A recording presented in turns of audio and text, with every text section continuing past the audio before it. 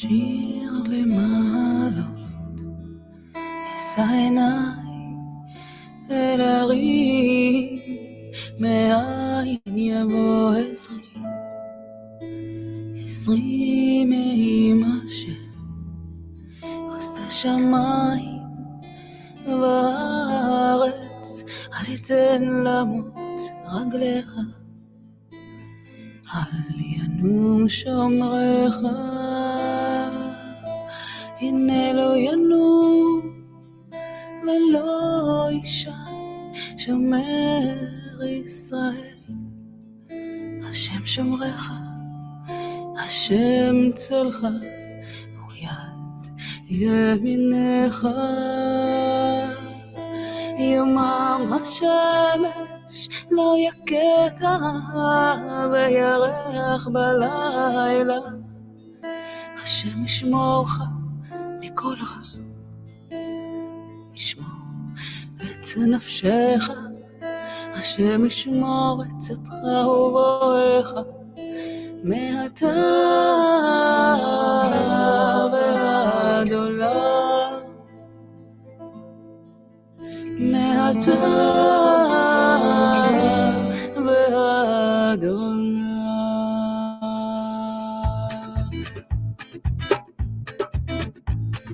שיר למעלות, אשא עיניי אל הרים, מאין יבוא עזרי, עזרי מאמא שעושה שמיים בארץ, אל יתן למות רגליך, אל ינום שומרך, הנה לא ינום ולא יישן שומר ישראל, השם שומרך, השם צלך, ביד ימינך, יומם השמש לא יככה וירח בלילה, השם ישמורך מכל רע, ישמור את נפשך, השם ישמור את צאתך ובואך, מעתה ועד עולם, מעתה ועד עולם.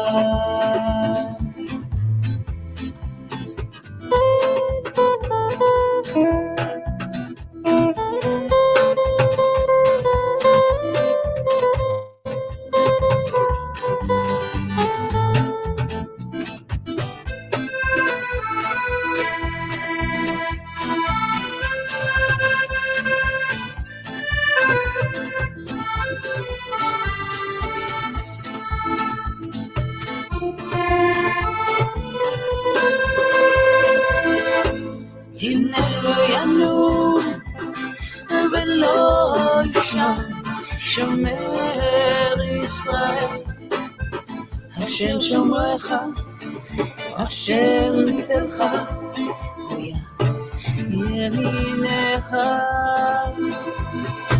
יומם השמש לא יככה וירח בלילה, השם ישמורך מכל רע, ישמור את נפשך, השם ישמור את צאתך ובואך, מעתה ועד עולם, מעתה ועד עולם. שיר למעלות, אשא עיניי אל הרים, מאין יבוא עזרי.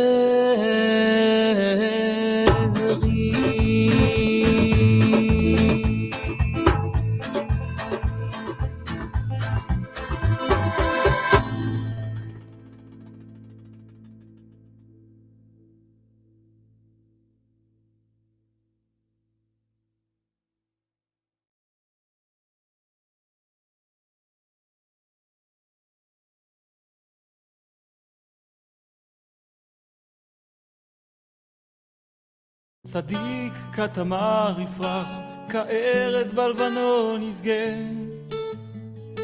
צדיק כתמר יפרח, כארז בלבנון יסגה.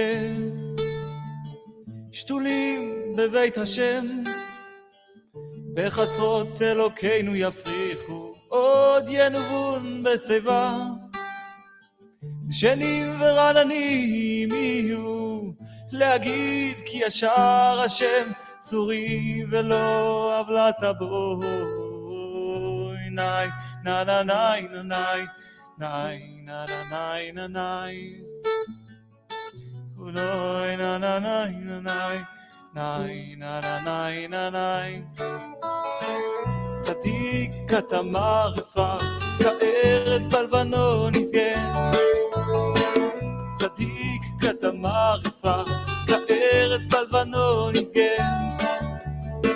שתולים בבית השם, בחצרות אלוקינו יפריחו, עוד ינובון בשיבה. דשנים ורעננים יהיו, להגיד כי ישר השם צורי ולא עוולת בוי. נאי נא נא נאי נא נאי נאי נא נא נאי נא נאי נאי נא נא נאי נא נאי נאי נא נא נאי נא נאי.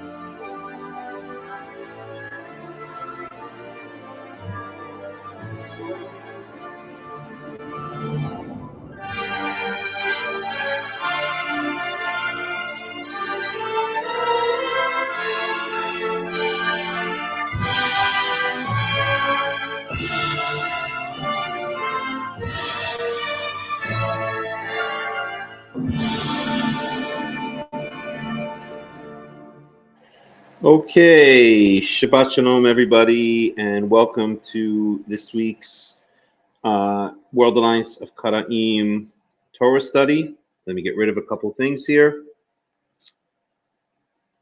We're going to go like that, and we're going to go like that, and we're going to go like that,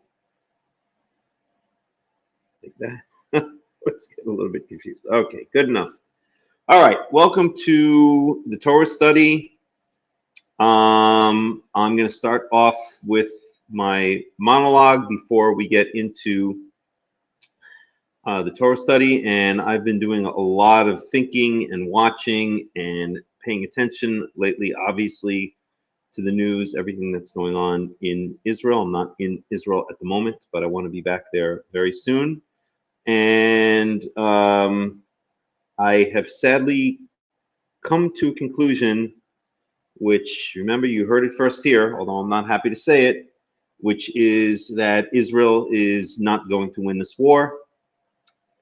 In fact, Israel is going to lose this war and end up ceding territory to the enemy, either on the north or on the south of the country, if not being completely overrun by the enemy.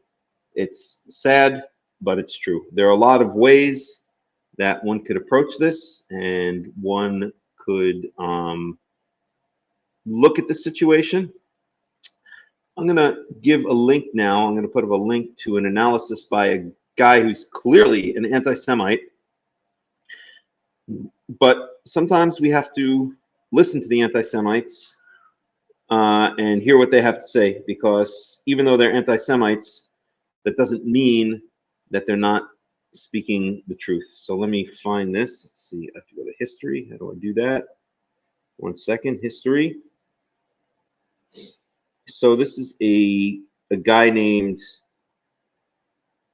Scott Ritter, who apparently is kind of well known, being interviewed by a dude named Judge Napolitano, who I've heard of before. I think he's on, I don't know if he's on Fox or was on Fox or was on Tucker or something like that.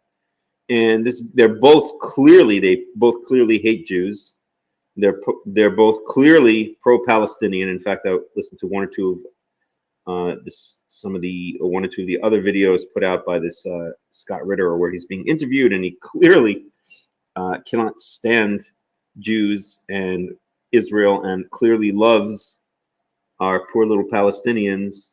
But he seems to be, I don't know what his background is. I think he's some kind of military expert. He also seems to have been arrested a couple times for meeting underage girls on the internet, but whatever. And so here's the link. I'll put it up in the comments. And I can post it, I suppose. Oh, there's no reason to post it. Okay. Yeah, you could just get it off of the comments. I'll post it. Anywho, this guy lays out why he thinks that Israel is going to lose the war badly. And sadly, I agree on a tactical basis, on a tactical level, with a lot of what he says. I think Israel is getting itself into a quagmire. Let me get rid of this. And the Arabs, the surrounding Arabs, who are way smarter than we are, and I'll tell you why in a second, they're just waiting for us to get bogged down, to start losing soldiers, to start getting pressure from the rest of the nations for humanitarian pauses and ceasefires and all this kind of stuff. And when they see that the death numbers of the IDF soldiers mount up, when they see that there's more and more pressure from the nations of the world to stop the ceasefire, when they see that Israel is bogged down in not a 6-day war, but a 6-week or maybe a 6-month war, and it's just losing soldiers and spending God knows how many millions of shekels every single day on this war, not to mention all of the people who've been evacuated from their homes in the north, the people who are in Miluim, on reserve duty that are costing the government even more. I don't know what the numbers each day. I saw something on the Israeli news the other day. I can't remember the number, but whatever. It doesn't matter what the numbers. Millions of shekels a day, maybe tens of millions, maybe hundreds of millions of shekels a day. I don't know how much exactly. But this is not a quick war. Now, we know that a sure way to defeat, I've read, as I'm sure many people have read Sun Tzu, The Art of War. So Sun Tzu, Prolonged War. Let's see what he says about that.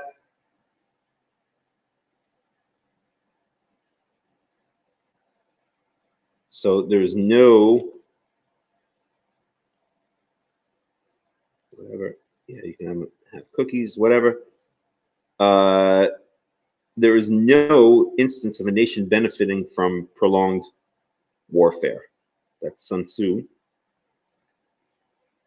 You can put that one up for whatever reason. See how we're going to do that. Hold on a second. Present screen, present, share screen. Good enough. Okay. So there's no, get just that picture up. Brainy quote. Anyway, forget it. There we go. Oh, geez, what the heck is going on here? Hello. Okay, right, and that's exactly what's going on right now. So what should have happened? Israel should have, and now I'm quoting another person I've been listening to a lot lately, Moshe Feiglin, who's right on the money with a lot of what he says. Israel should be looking at this not as a war of defense, which essentially is what it's looking at it as,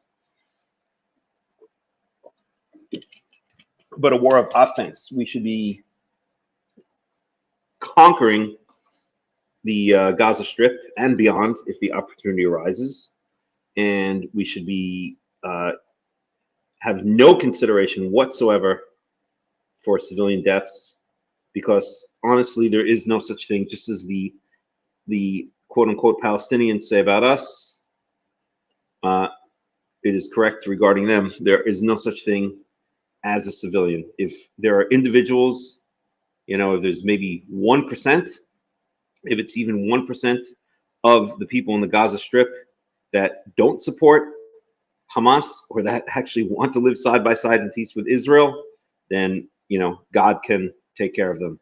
But there is no such thing as a civilian in the Gaza Strip. They all can be treated as combatants. It doesn't matter what their age. It doesn't matter whether they're active soldiers or not. Irrelevant, completely irrelevant. So the entire Gaza Strip should be conquered. Whoever dies, dies. Whoever flees, flees. Whoever's left over, the Torah tells us that they become Masva Eved. They basically become tribute to us. And, well, go look at Deuteronomy 20 for yourself. And then we should take over the Gaza Strip, either expel the rest of the residents or take them as tribute. And then we should reestablish Jewish settlement there. Of course, that goes without saying.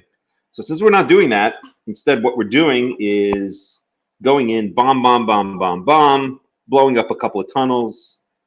The Arabs are laughing at us, man. They're totally laughing at us. It looks good, and there's a lot of gung-ho kind of feeling in Israel right now. Actually, there's not. There's a lot of shock and depression still, but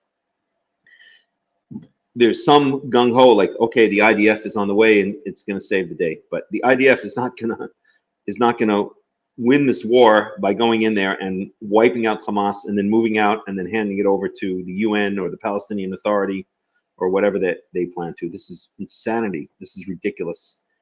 And if it doesn't break out into a multi-front war and Hezbollah and God knows who else gets involved, then at the very least, it's going to completely deplete Israel's resources. Hamas is just going to build themselves right back up and get even stronger and just prepare themselves for the next round which is going to be even worse in X many years down the road. So this is a huge mistake, what's going on tactically. We should be burning Gaza to the ground with killing anyone that's in the way, and whoever's left over can either flee or end up, being the spoils of war for Israel. That's the Torah way to do it.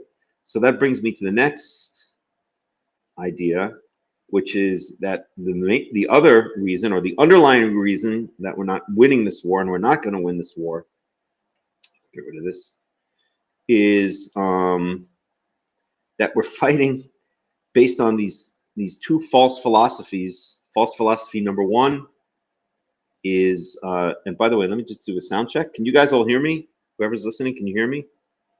Just somebody say yes. Give me a sound check. Anybody? Hello? Well, I'm getting either yes or no. I'll just assume you can hear me. Okay. Okay, good.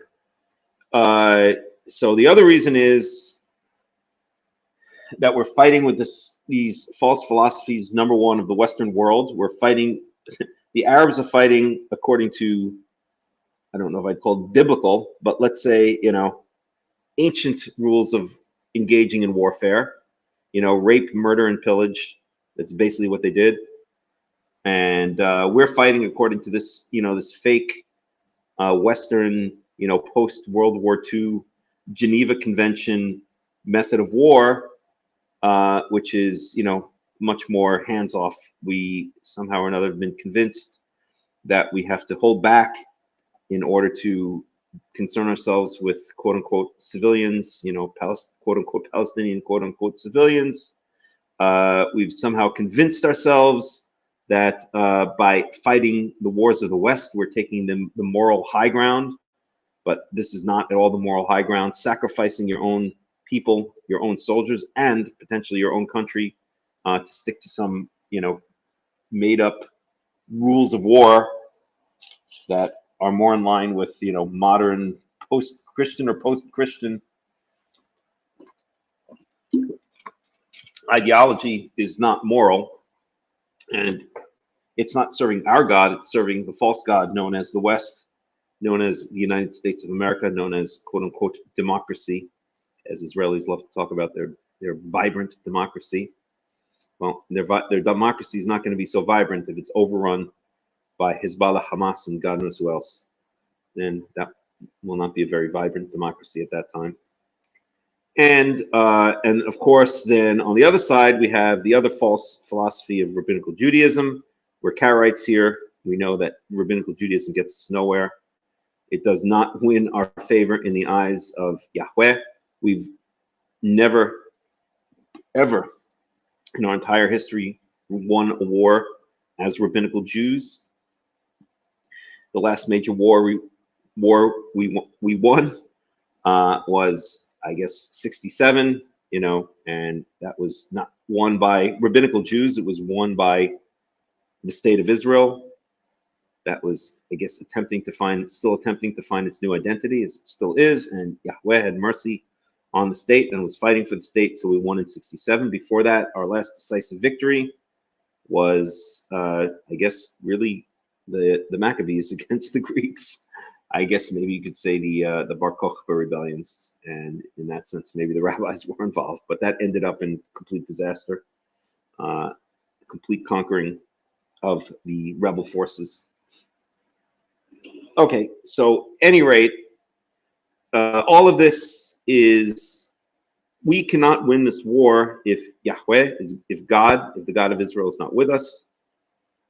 And I really don't know if he is, because again, look at the way, if you live in Israel, you know the way that Jews treat each other often. It's not very nice. You know the stubbornness of the nation. We cling to these false philosophies, our false gods of, on the one hand, the United States of America, on the other hand, the Talmud / rabbis. And Yahweh has been very patient with us. He's fought for us. And clearly, on October 7th, he decided to let down the guard of Israel, or let down his guard, and let the enemies have their way with us. And I think the enemies are sensing that the tide has turned and has continued or will continue to let his guard down and not fight for Israel, to let them reap the fruits of their stubborn ways of clinging to their two false philosophies of rabbinical, of let's say Talmud and democracy. So that's my prediction. I think this is going to get a lot worse before it gets better. I think at the very least, Israel is going to lose territory to Hezbollah in the north and possibly to Hamas in the south. And I think that at the very worst, Israel is going to be completely overrun by the enemy, and God knows what's going to happen then. We shall see, but you heard it here. Sadly, that is my prediction. Okay, but we have some Torah to learn today, and that's what we're going to do. So we're in Parashat Chayei Sara.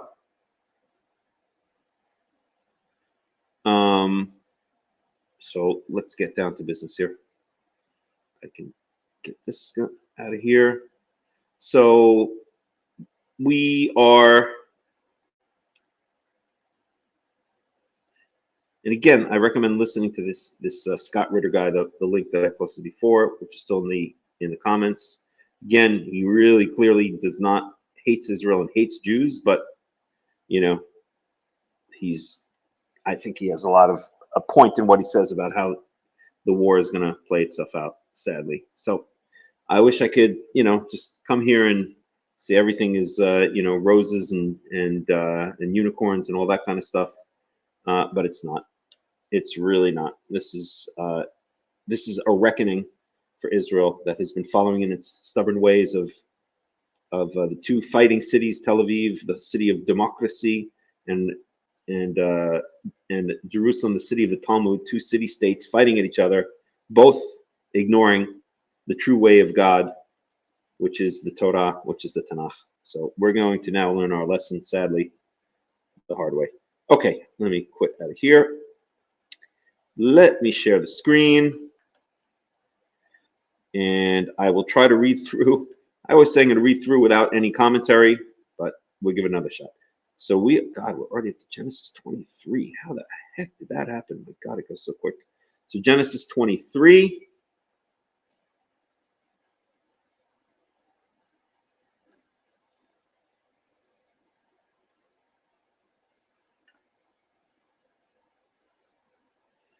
And I really should go back a bit because we didn't finish last week. What did we get? Abraham. Oh, God, it's such good stuff. All right, I'm going to go back a little bit. The birth of Isaac. I think that's what we're up to. We're up to Genesis 21. I think we got through 20. Yeah, we did. So we'll start in Genesis 21. I'm just going to read with little to no commentary and try to get through the parsha, and then we can go back and discuss it. So I'm starting a little bit before the parsha. I'm starting where we left off last week, and that's going to be Genesis 21. Again, I'm just going to be reading with little to no commentary, and then we'll go back and dig into some commentary afterwards. Although, of course, I never can stick to this. We'll give it a shot. Okay, so let me share the screen. So let's see here. Mirror my camera, touch up my appearance. New. Let's see what happens if I touch up my appearance. Oh. Hey there. Looking good, tough guy. I don't know. I don't notice any difference. Let's untouch up my appearance. Mirror my camera. What does that mean? Oh, okay. All these little things we can fool around with. Camera resolution. I'm going to go low definition because I think it's going to make things go a little bit faster. Okay. That's just a camera resolution. That's not how we share the screen. I don't know. We'll try it. We'll try it. Low definition. Audio, yeah, blah, blah, blah. Echo cancellation, reduce mic background. Sure, why not? Automatically adjust the mic volume, whatever. Recording. Okay. Hotkeys, I don't need that. Layouts, whatever. Guests. Okay, so we got some settings set up. Okay, let's see what happens here. And Shabbat Shalom, Marianana Miknana, you missed my monologue, basically saying that sadly, I think Israel is going to lose this war horribly. Okay. All right, let's get down to business here. And yes, we're back to this, the picture in a picture in a picture, because I want to try something. I'm experimenting today with something to see if it works a little bit better. So let's see. I think that's working. Okay, so I'm going to start in Genesis chapter 21. And our parsha actually starts in Genesis chapter 23. But we're starting in Genesis chapter 21 because we left off there last time. And we're speaking about the birth of Isaac. And I'm just going to read through with little to no commentary. I can listen to it later here now. Yes, welcome. Okay, so Genesis chapter 21, verse 1. Follow along. Oh, my cat is staring at me from the outside. Shoshi boy, what are you doing? You want to come in? I got to let him in. When he gives me those sad eyes, I'll do whatever he wants. Come, Shoshi boy. Come here, sweetheart. Come on. Come on inside. Come, sweetie. But you have to behave yourself. This cat is a menace to society. Come here, you. Are you a menace to society? Huh? Say hi to everybody. Are you a menace to society? Go. All right. Okay, so here we are. So Genesis 21. Yahweh פקד את שרה כאשר אמר, ויעש יהוה לשרה כאשר דיבר. Verse 2.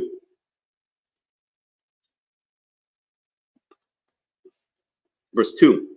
ותהר ותלד שרה לאברהם בן זקונהו למועד אשר דיבר אותו אלוהים. So remember, the angel had promised Sarah that she would give birth at the same time the following year. Now she's giving birth. ויקרא אברהם את שם בנו הנולד לו אשר ילדה לו שרה ישחק. Now note how it's pointed out that it's Sarah that gave birth to Yitzhak. This is to bring contrast to his previous son Yishmael, whose mother was not Sarah, but who was Hagar, the Egyptian maidservant. Okay, verse 4. ויאמר אברהם את יצחק בנו בן 8 ימים כאשר ציווה אותו אלוהים. So he fulfilled the commandment of Brit Milah, of circumcision on the 8th day, as we learned a couple of chapters before. Verse 5. ואברהם בן 100 שנה והיא וולד לו את יצחק בנו. And Abraham was 100 years old. ותאמר שרה ישחק עשה לי אלוהים כל השומע ישחק לי. And Sarah says, God has made me laugh, or God has done a laughing, well, I'm going to translate this, God has made me laugh. And anyone who hears will laugh with me, or laugh for me in a good way. So remember, we spoke about this theme of Yitzhak, of tzchok, of laughing, of laughter. Up until now, up until Yitzhak was born, the only type of laughter we heard from both from both Avraham and Sarah was laughs of disbelief. We could almost say laughs of, I wouldn't say derision or mocking, that's going too strong, but laughs of disbelief. God says he's going to bring Abraham and Sarah a son. Abraham is 99 years old. Sarah is 90 years old, I think, if I remember correctly. I think that's right. And they both laugh at this. They both laugh at Yahweh. And Yahweh says, is there anything too great? Is there anything too wondrous for Yahweh to do? And now they're laughing. Now this is joyous laughter, not mocking laughter. Because here's the son. Verse 7. What tomer mi milel le'avraham he nikah manim Sarah ki yaladati ben zikunau.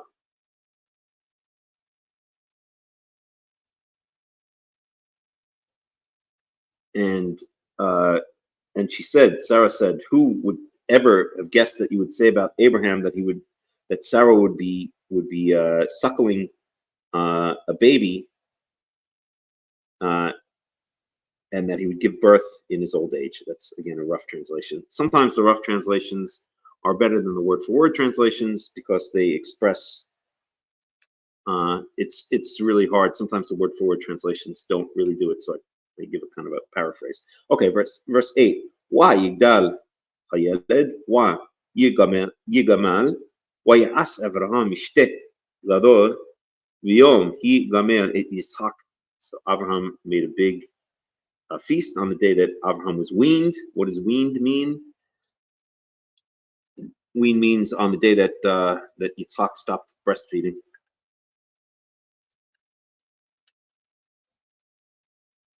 There's no formula back then. Okay, وترى سارة بن حجار المصريث أشر يلدا لأبراهام ميسحق. So Sarah saw that that Ishmael, again I'm paraphrasing, Avram's other son, the son of Hagar, was basically playing around or making fun of or teasing or taunting. I would go with teasing Yitzhak. So Sarah sees that the son of the Egyptian woman, the Egyptian maidservant Hagar, is teasing or making fun of Yitzhak. Now there's this one idiot Karaite who says that this means was sexually molesting, but this guy, he likes to get followers and he needs a lot of attention, so he makes these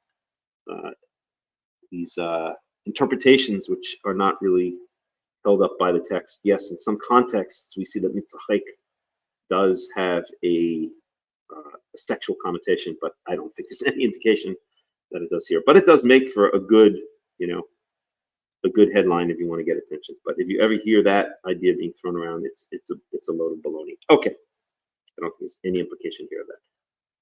Okay, verse 10. What tomer Avraham garish ha'ama hazot wa'et bana et bina kilo yirash ben ha'ama hazot im bini im Ishak. So get rid of this maidservant and her son. So Sarah is now getting jealous or getting zealous for her own son and wants Hagar and Ishmael out of the picture. Is this jealousy a bad thing? Well, if you're a Christian, then yes, all jealousy is bad. If you're a Jew, then jealousy and zealousness is not bad. It's a natural part of our existence, and often there's a very, very good reason for it. Jealousy, feelings of jealousy in the Jewish perception are not to be quashed and fought against. They're to be understood that there's a reason behind them. It's often said that Yahweh is a jealous God. When he sees Israel going to worship other gods, he gets jealous. And when he gets jealous, he gets mad. And when he gets mad, he takes vengeance. And that's very possibly what's happening in Israel right now. So Sarah is I don't know if jealous is exactly the word, but she is definitely, does not want this woman, this other woman and her son, who she has no part in, anywhere near Yitzhak. Okay. Verse 12. Vayomer Elohim el Avraham al yirah be'necha al hana'ar wa al mothecha kol asher tomar elech Sarah shema v'kola ki be'Yitzhak yikare lecha zara. Excuse me. So God says to Abraham, Al yarab enecha al hana'ar. Don't let this seem bad to you, or don't, again, I'm paraphrasing here. Let this not be bad in your eyes regarding what Sarah wants for this other child. In other words, for Ishmael and for her maidservant. meaning Ishmael's mother Hagar. Kol asher tomar elecha Sarah shima v'kola. Anything that Sarah says, everything that Sarah is telling you, listen to her voice. Now, the modern feminists, or actually a lot of, how do we call this? White knights, or I think they call them cucks in Israel. They love to quote this verse as you should always listen to your wife. The wife knows more. The wife has, they like to say, bina yitira, has deeper understanding, and so you're required by this verse to always listen to your wife. I'm not going to get into this whole controversy right now, but at the end of the day, yes, a husband who doesn't listen to his wife's advice and insight is definitely a fool, but that doesn't mean that the wife is his boss. She's maybe should be thought of as hopefully at her best a good advisor, someone who can see things that the husband himself can't see. But it's not a blanket statement to always listen to your wife, that the wife is, by this verse, determined to be the boss of the household. Definitely not. Verse 13, V'gam et ben ha'ama l'roi asimenu ki izarahahu. So I'm going to make Ishmael also into a great nation, because he's your son. Wa Shem Avraham baboker. I'm sorry. Wa Shkem Avraham baboker. Wa yikach lahem wa hemat ma'im wa iten el Hagar sham. Al shikma wa et hayaled wa yishalheha wa telech wa tit'a b'midbar be'er shava.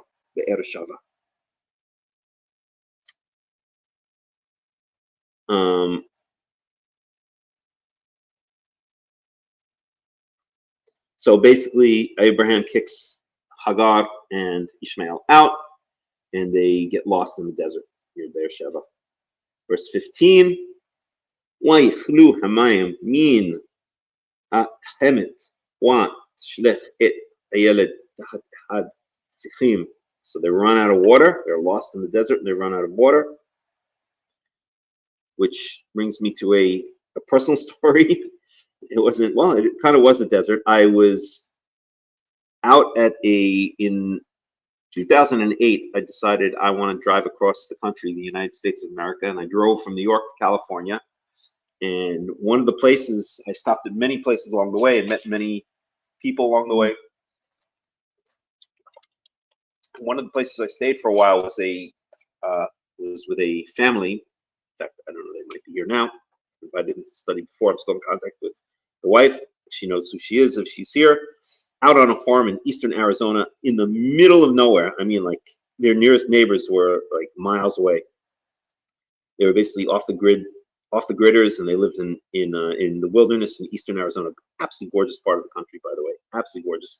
In fact, I think my favorite part of the United States of America in terms of its beauty, well, is New England, which I absolutely love. Nothing can compare to New England, especially in the autumn as it is now.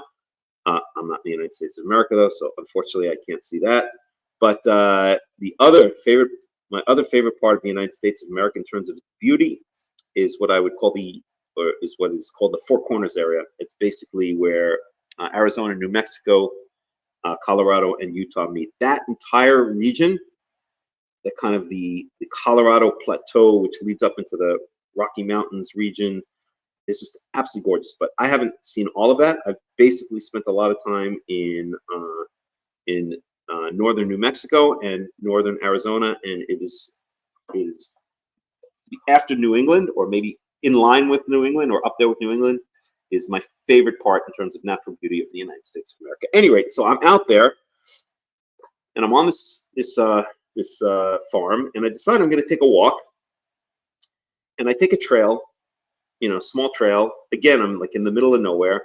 And it's not like the eastern United States where there's forests. There's a lot of, I think they call them sagebrush and agave plants and stuff like that. So you could see like the hills in the distance, or it wasn't really hills, like plateaus in the distance. And I follow this trail, and it's maybe, I don't know, 4 or 5 in the afternoon. I think it was like October, November, so the sun was setting in maybe another hour, something like that. And the thing about this place in eastern Arizona is it can get, because it's desert, it can get kind of warm during the day, be up, I think it was up in like the 60s, maybe around 70 degrees during the day, but at night it gets absolutely frigid. And when I say frigid, I mean 15 degrees Fahrenheit we're talking about. I lived in Eloy and Coolidge. I have no idea where that is. Oh, okay. I also agree living in Arizona desert is my favorite. Eloy, you're talking about the drop zone. Okay. I don't know where Coolidge is. But anywho, so I'm walking on this trail, and I decide I need to take a pee. So I walk off the trail. I don't know why I walked off the trail. There was no one else around at all. I'd taken one of the family's dogs, and he, I can't remember if it was he or she, was walking with me. But I walk off the trail to go take a pee, and then after I'm done, suddenly I realize I have no idea where I am. I'm completely disoriented. And I look around, and in every direction, everything looks the same. I see sagebrush and agave here, sagebrush and agave there. I have no idea where I am. I don't know where the trail is. And it was again. Like I said, the sun was setting. I had a light jacket on. It must have been maybe in the 60s or something like that. And I suddenly realized I'm in deep doggy doo-doo, because if I can't find my way back and the sun sets and it starts going down to 15 degrees, I'm gonna literally freeze to death unless I can find some way to light a fire or something like that, which I didn't have any kind of lighter or anything like that on me. So my first instinct was just to panic and start running around like a chicken without my head. And I stopped myself from doing that. And I said, if I do that, I'm just going to get even more lost in the woods. I'll never, ever, ever find my way back to the trail. I knew I was right near the trail, like maybe within 100 feet of the trail. I just didn't know what direction it was in. I was completely disoriented. The sun was setting, and I was panicking. I stopped myself. I took a deep breath, and I said, okay, listen, if I start running around like a chicken without my head, I'm for sure going to get lost, and that's going to be the end of me. I didn't have a cell phone. This is really before the time of cell phones, and besides, there wasn't any cell phone service out there anyway. It was in the middle of nowhere. So what did I do? I put my bag that I had with me down on the floor. I said, okay, I know the trail is within about 100 feet of me. What I'm going to do is I'm going to walk in 4 different directions. I'll walk in one direction, and then 180 degrees in the other direction, and then I'll go back to my bag, and I'll turn 90 degrees, and I'll walk to the left, and then turn back and walk to the right. In other words, I'm going to walk in the 4, I don't know if I can call them compass directions, because I didn't know which way was, well, I could have looked at the sun, but I didn't know exactly which way is northeast, west, and south. But I'm going to walk in 4 directions in 90-degree opposition from each other. In other words, basically you could say north, south, east, and west. And I'm going to walk slowly, and I'm going to look for the trail. And that's what I did. I walked in one direction, out about 100, maybe 200 feet, couldn't find it, turned around, went back to my bag, which I could see, turned 90 degrees, walked again 100, 200 feet, didn't see the trail anywhere, went back to my bag, turned around 90 degrees, turned a further 90 degrees, walked again, and then boom, suddenly it was this tiny little trail, but I was able to notice the trail, and I said, okay, that's it. Went back, got my bag, walked back to the trail, and found my way back. The point being, don't go out into the wilderness without a map or cell phone or something like that. That's number one. But number 2 is we're talking about here how Hagar and her son Yishmael got lost in the desert and ran out of water. And I know from personal experience, from that experience, and I learned my lesson on that experience, to always be much more careful in terms of if I ever walk off a trail, to pay attention, in my own mind, and to set little landmarks as to where the trail, how to get back to the trail. But I saw from that experience, which literally could have ended in my death, if I had not found that little trail and the sunset, and I was out at night and it went down to 15 degrees and it was dark and I had no idea where I was, I probably would have frozen to death, literally.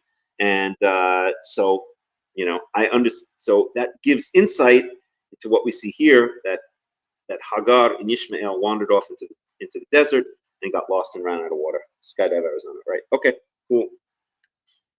But isn't that in southern Arizona? Eloy? Okay. Anywho. So, verse 16, what telech, what teshev la minered, achek, מתחווה הקשת כי אמרה אל תראה במות הילד ותשב מנגד ותישא את קולה ותבך. Again, I'm just going to go ahead a little bit.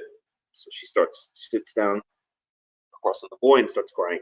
Verse 17, וישמע אלוהים את קול הנער, ויקרא מלאך אלוהים אל הגר מן השמיים, ויאמר לה מה לך הגר, אל תראי כי שמע אלוהים קול הנער באשר הוא שם. So, without going into details here, the son's name is Yishmael, and here we have Ki Shema Elohim et Kol Hana'ar. God has heard the voice, the cries of the boy. Yishmael means Yishmael, God will hear. That was the name of the boy. It had already been named. And again, we see throughout the Torah this these multiple reasons for the name of a place or the name of a person. Here we have another connection between the name of boy Yishmael and the events here. Okay, Ba'asher Husham. Verse 18. Qumi s'i et hana'ar wa hachzika et yadech o ki lavoy gadol asimenu. Okay, so cheer up, I'm going to make him into a great nation. Verse 19. Wa ifkach Elohim et eneha wa tere be'er ma'im wa telech wa timale et hachemet ma'im wa tashk et hana'ar. Okay, so you guys, again, I want to get to our parsha. You can say it on your own, although there's so much to say here. Waihi Elohim et hana'a wa yigdal wa yisheb bamidbar waihi rove kashet. Sorry, kashaf. So he became an expert with the bow and arrow.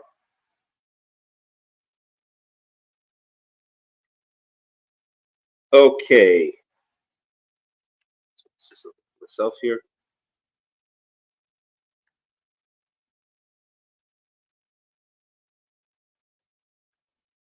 Okay. One second here.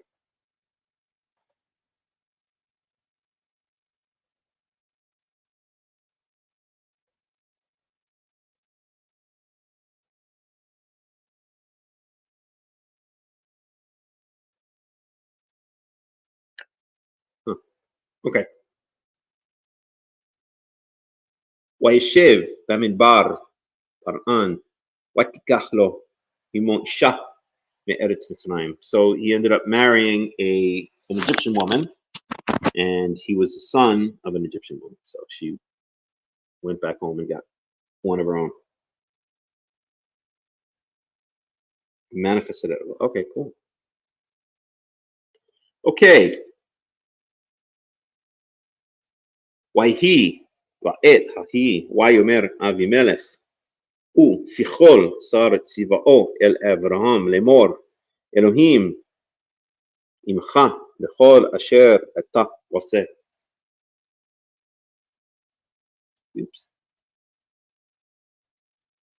ואתה הישבע לי באלוהים הנה אם תשקור לי ולניני ולנכדי כחסד אשר עשיתי עמך תעשה עמדי ועם הארץ אשר גרת בה.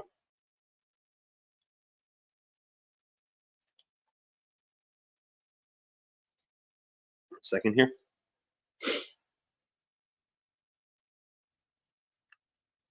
So in modern Hebrew, nin means a great grandchild. So let's see here in biblical Hebrew. So it only appears a couple times.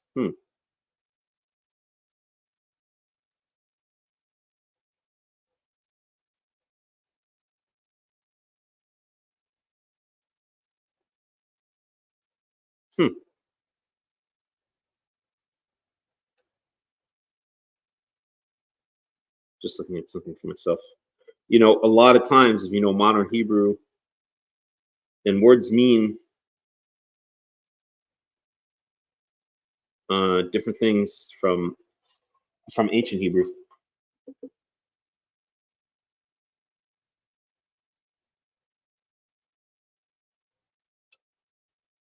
Just one second.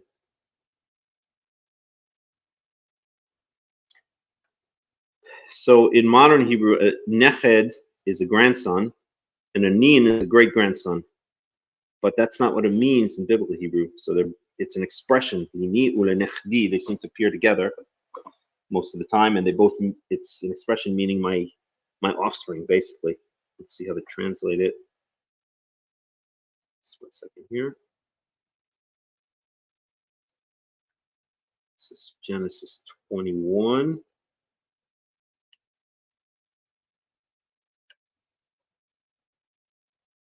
'21, 23.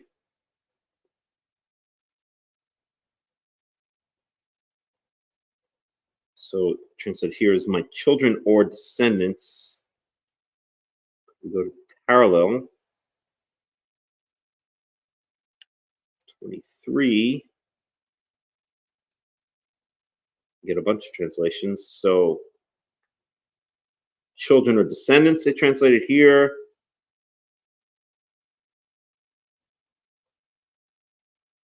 Descendants or posterity. Children or descendants.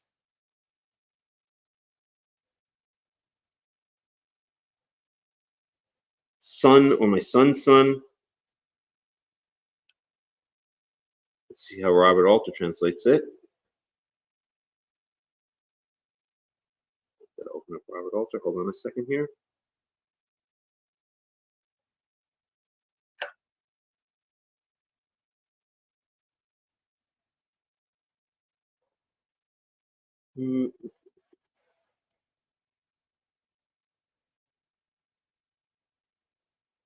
One second. Do that. There it is. While we're at it, we can open up Everett Fox.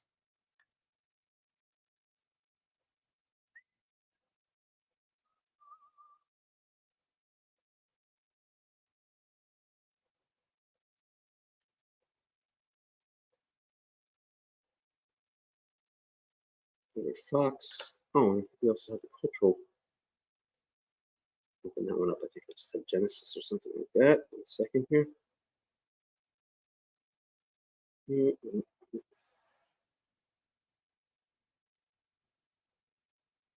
Perfect. Okay, so let's see here. What happened? Oh shoot! I see what I did. I opened it in different tabs. Hold on a second. Oh, dude. I gotta open it up again. Sorry, just bear with me here 1 second. So that was, so we want Everett Fox.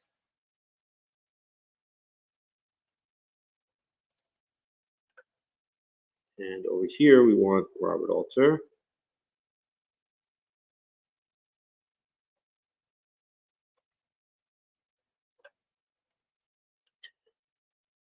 This goes out to, okay.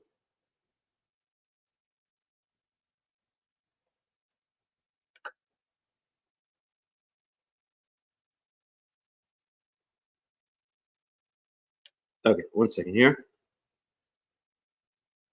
All right, so let me get things in order. So that's Robert Alter, Everett Fox. So let's look at Everett Fox. So page 25 or so. That's correct. Genesis 21.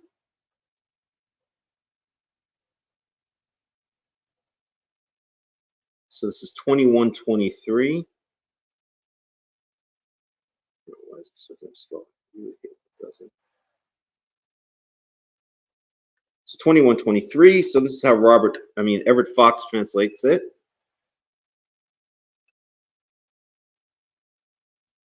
With my progeny and my posterity. And Robert Alter translates it as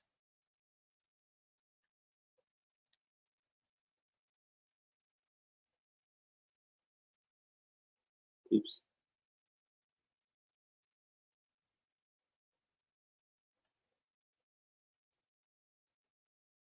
Chapter 21.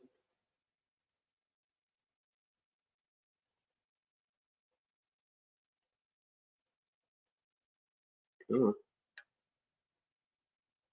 A little bit to 78.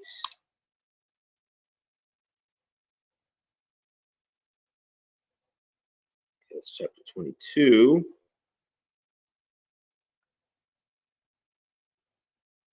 Okay, chapter 21. 23.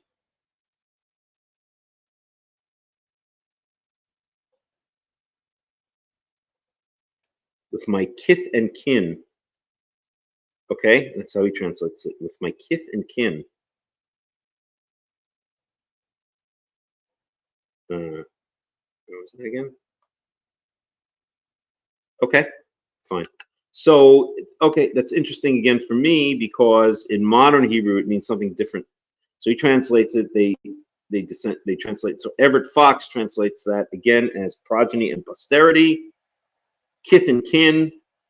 The BDB says that the word neched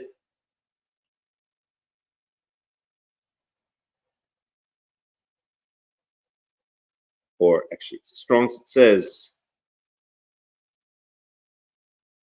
always with nin. And you see it in a couple of times. So it's an expression really, which is actually an amazing thing again, because in modern Hebrew, these words mean completely different things. And what does this teach us? This teaches us as Karaites that we have to constantly, I would say, be on guard or be careful as to the way we're translating things, because we're so influenced by later Hebrew, by English, by a whole bunch of different ideas and translations that we lose what the original meaning is. So any Israeli today who would be reading through this parsha and would get to this would translate this in his head as to my grandchildren, my great grandchildren, and my grandchildren, because that's what it means in modern Hebrew. But it doesn't mean this clearly here in the Torah. Nini ule nechti seems to be an expression, and that's what Robert Alter kind of encapsulates in his translation here of kith and kin, what Everett Fox translates as progeny and posterity. And it even seems that they're trying to keep, this seems to be kind of an alliteration that we see here in the verse. Nini unechdi, they both have nuns, they both start with nun. Nin, neched. And so I think that's why Robert Alter, who's usually very good with this kind of stuff, will translate as kith and kin, or keeps that alliteration. They both start with the K. And even Everett Fox, the same thing. Progeny and posterity, they both start with P, to hold on to this idea that this is an expression. Nini ule nechdi. Okay. Any rate, let's move ahead. Kechesed asher asiti imcha takseh imadi wa'im haaretz asher garta ba. Verse 24, Genesis 21:24. So Avimelech is now trying to make a covenant with Abraham. Vayomer Avraham Anochi Ishabeah. Verse 25.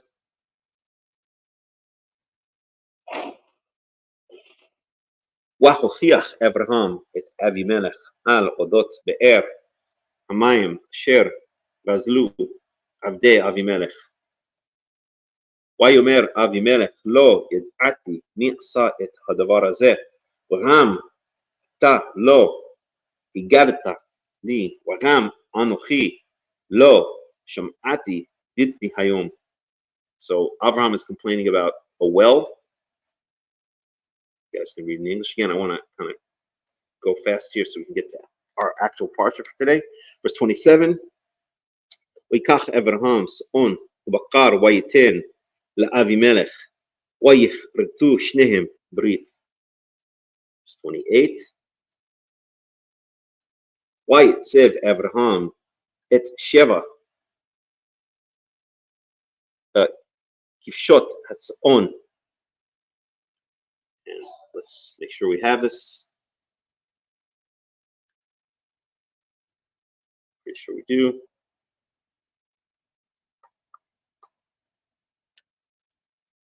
Just give me a second here.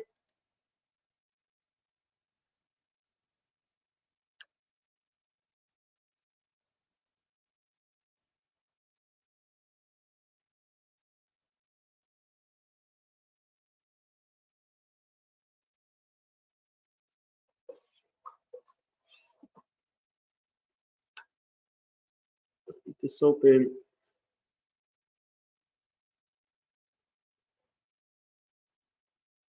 So we want animals. Animal terms, kevis. I'm pretty sure we have it, and there it is. Yeah, kevis.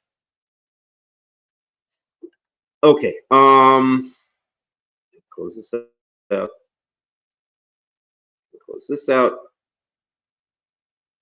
Verse 29.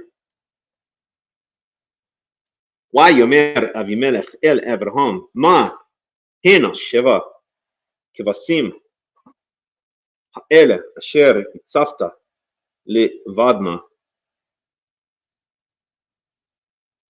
ויאמר כי את שבע כבשות תיקח מידי בעבור תהיה לי לעדה כי חפרתי את הבאר הזאת. So Abraham wants possession of this well, and he's going to give 7 baby lambs, baby female lambs, to Avimelech as a witness. Verse 31, Al ken kara limkom ahu be'er shava ki sham nishba'u shnehem. So this is now we're getting the source of the name Beersheba, according to the Torah, and actually it has a double meaning here. It has a double source. Number one is because there was an oath taken, which Shab'ah is an oath, or is the underlying root for an oath, and also because 7 baby lambs, Sheva, were given. Again, if we had more time, if I didn't want to forge ahead, I would explain that a bit more, but let's just move on. Verse 32, وَيِخْرِتُ بْرِيت بِبَئَر شَعْبَةٍ وَيَقَامْ أَبِيمَلَكْ في كل صار צבאו וישובו אל ארץ פלישתים ויטעה אשל בבאר שבע ויקרא שם בשם יהוה את אל עולם ויגר אברהם בארץ פלישתים ימים רבים. So now let's just go back to the wanderings of the patriarchs. Make sure we're up to date on that one.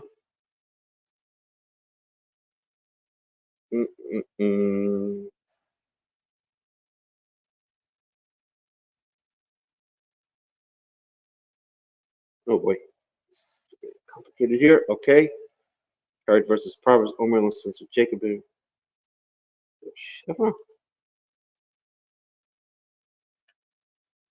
Okay, journeys. Is that it? So yeah, this is Israelite journeys. Let me just rename this.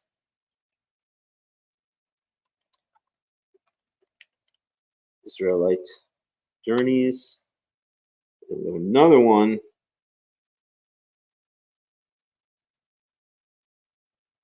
Patriarch journeys. Okay. So last we left Avraham. He was between Kadesh and Shur in Gerar after the destruction of Sodom and Gomorrah.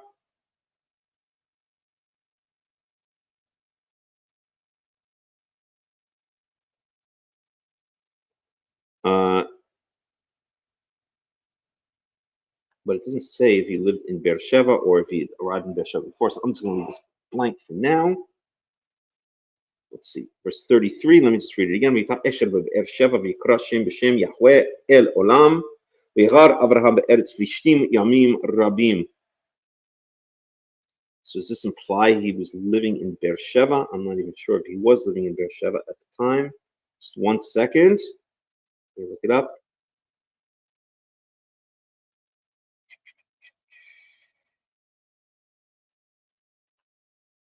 Let me just see something here.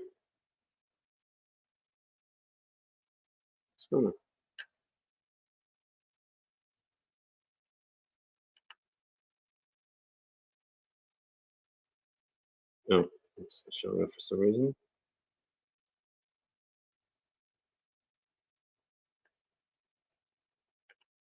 So this makes it show up. Beersheba, okay. Beersheba 21. Yeah, I guess only in 21 Beersheba. That's the first time it ever appears. Okay.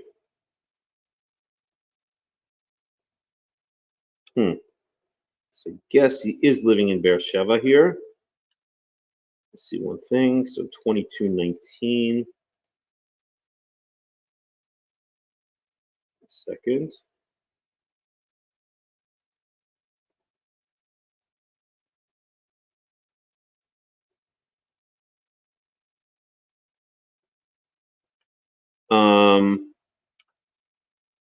Still not clear.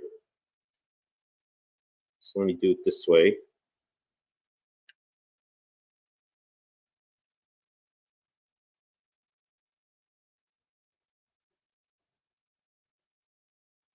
says he lived in the land Yugar Avraham Eretz Vishtim Yamim Rabim. So I don't think this implies he moved to Beersheba. Let's see here. So again, let me move this back here. So last he was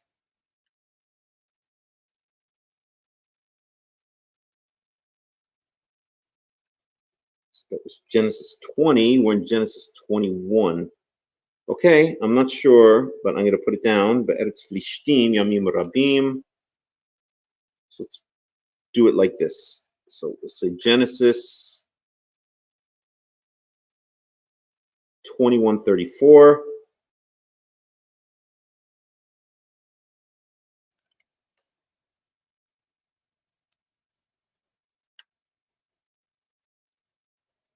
(21:34). This is Abraham, and it says that he lived at Eretz Flishtim in the land of the Philistines.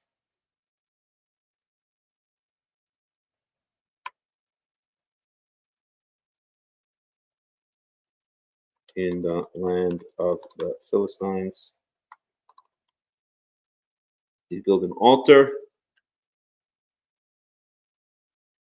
in this place. Well, it doesn't say he built an altar. It says we taught Eshel. And it's usually translated as tamarisk. So he planted some kind of tree, an Eshel tree in Beersheba. V'yikra sham b'shem Yahweh El Olam. And there he called upon the name of Yahweh as El Olam, as the God of all times, or the God of the world. So it's a little bit unclear, but we're going to put it down as, let's put it as yes with an asterisk. And this is after taking the oath of Beersheba. Not clear exactly where in the land of the Philistines he dwells, he is living, and also plants a tamarisk tree and calls upon the name of the eternal, ancient, let's go with eternal, I think the Egyptians say, the eternal God. And this is where we have our asterisk.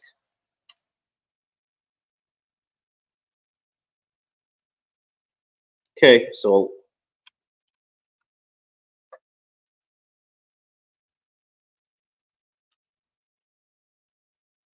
I guess that kind of sums up. So he's somewhere in the land of the Philistines at this point.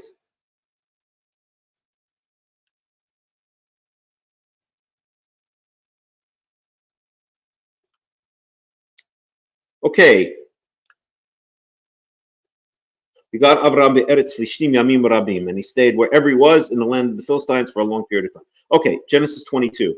Now we get to the sacrifice of Isaac.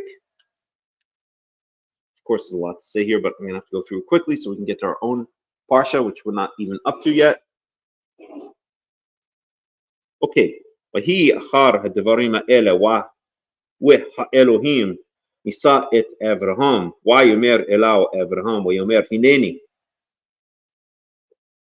Verse 2, Genesis 22:2. ויאמר קח נא את בנך, את יחידך, אשר אהבת, את יצחק, ולך לך אל ארץ המוריה, וחעלהו שם לעולה על אחד ההרים אשר אומר אליך. So there's a lot to say here. First of all, we have the words lech lecha again, which is how Avram started out his entire journey. There's so much to say here, but let's just focus on this word Moriah.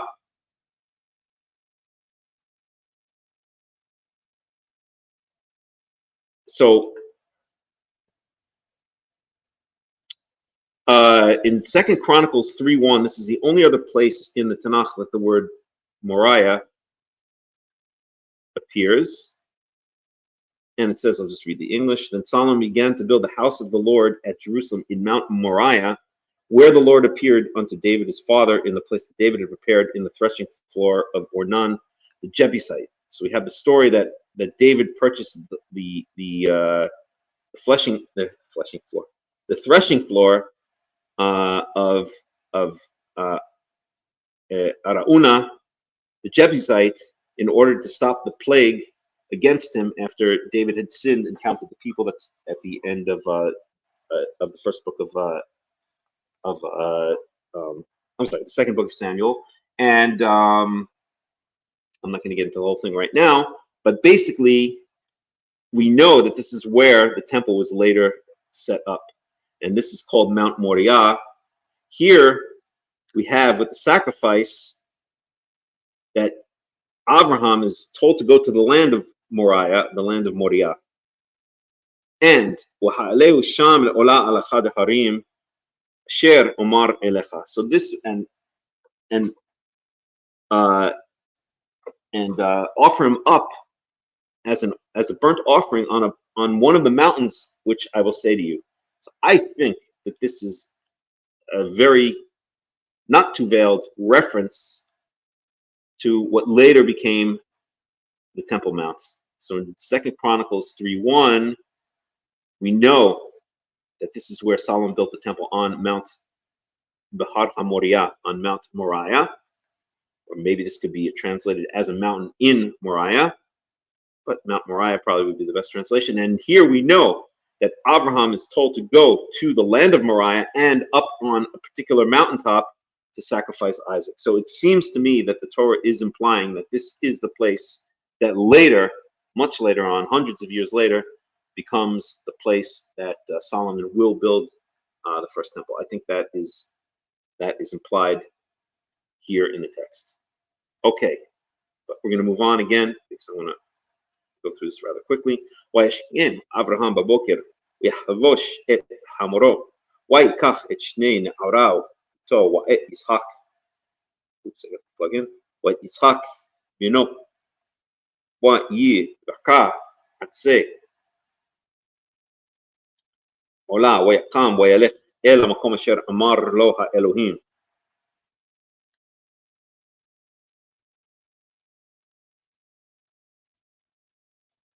Okay, so Abraham is now going to this place with Yitzhak. Verse 4, ביום השלישי וייסע אברהם את עיניו וירא את המקום מרחוק. So it's the third day. He's living in the area of the Philistines, in the land of the Philistines, and now he's traveling to the land of Moriah. And I should say,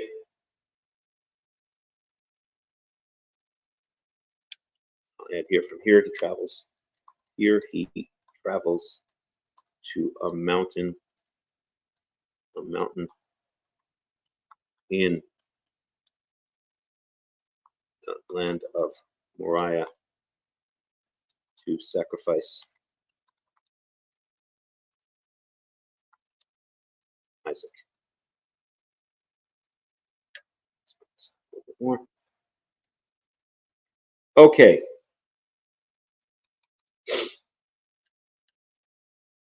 I have to plug in. So 3-day journey, and that makes about sense. If he's going with on a donkey's not that fast an animal. He's taking Yitzchak and 2 youths or 2 helpers along with him, and he's taking a whole bunch of wood along with him that he's going to use to bring Abraham up, Isaac up as a sacrifice. So I will say one thing: we have here Marianne, who is a believer in the idea that a human being was sacrificed as a sin offering for all of humanity. And I would say to you, Marianne, look very closely here at the story, and we see that human sacrifice is definitely against the Torah. Now, it's true, God tells Abraham to go sacrifice Isaac as an offering, as a burnt offering. But as we know at the end of the story, he does not allow this to play itself out. Okay. So we're going to stop here for a second. I'm just going to take a break for 5 minutes. I'll put on music. I'm going to plug in. I'm just going to grab a drink of water and maybe a coffee. And let's pick it up again in about 5 to 10 minutes. Okay? Put some music on.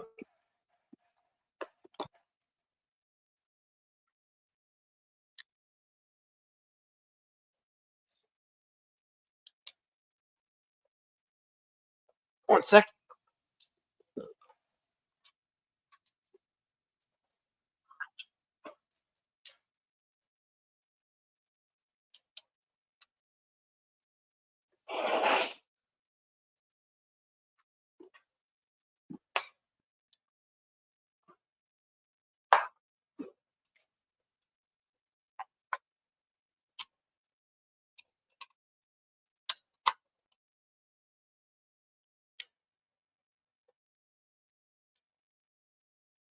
All right. One sec here.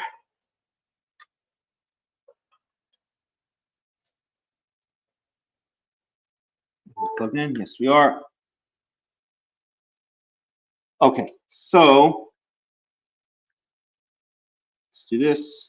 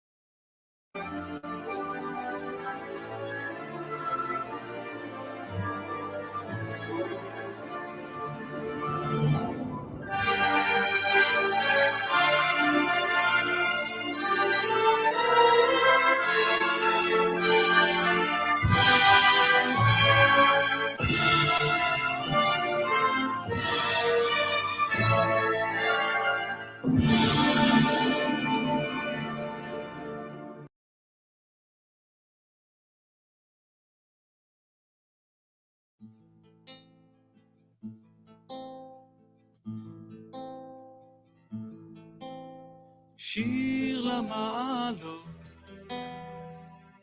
אשא עיניי אל ההרים, מאין יבוא עזרי,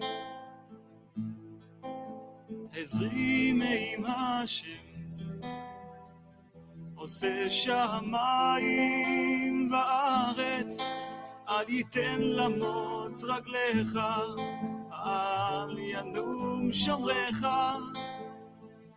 הנה לא ינום ולא ישן שומר ישראל, השם שומרך, השם צילך, על יד ימינך.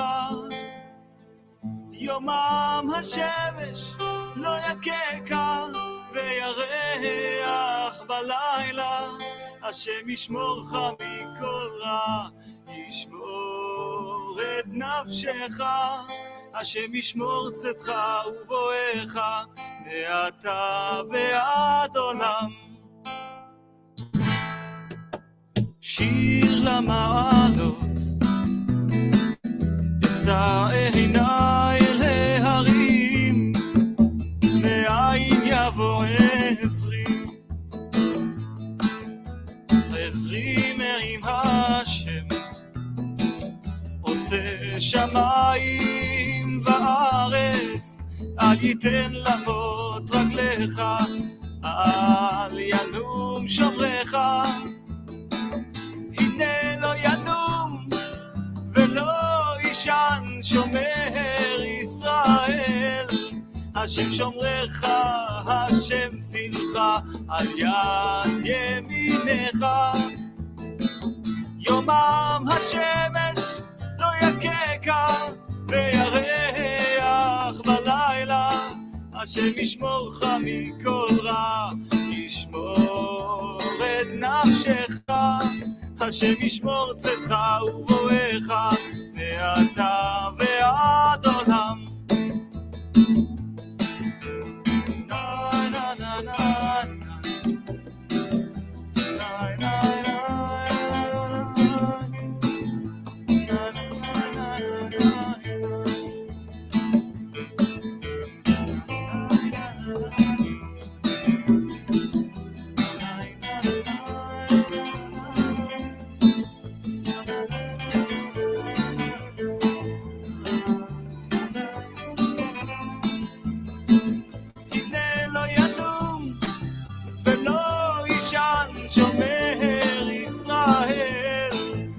שומרך, השם צילך, על יד ימינך. יומם השמש לא יקקה וירח בלילה, השם ישמורך מכל רע, ישמור את נפשך, השם ישמור צאתך ובואך, מעתה ועד עולם. אוי אוי אוי אוי אוי, שיר למעלות, אשא עיניי אל ההרים, אוי מאין יבוא עזרי, עזרי מעם השם, עושה שמיים וארץ, אל ייתן למות רגליך, אל ינום שומרך. אוי אוי אוי אוי אוי, שיר למעלות, אשא עיניי אל ההרים, אוי מאין יבוא עזרי, עזרי מעם השם.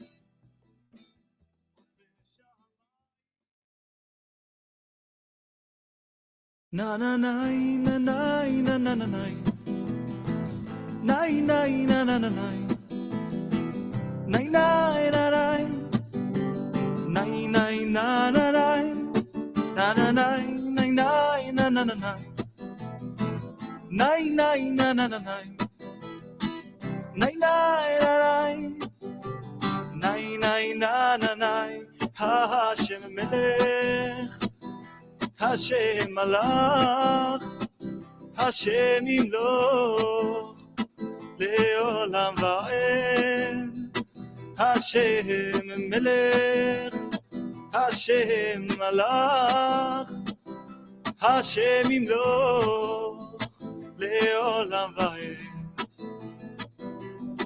והיה השם למלך על כל הארץ, ביום ההוא יהיה השם אחד ושמו אחד. אוי ננאי ננאי ננאי נאי נאי נאי נאי נאי נאי נאי נאי נאי. השם מלך, השם מלך, השם ימלוך לעולם ועד. השם מלך, השם מלך, השם ימלוך לעולם ועד.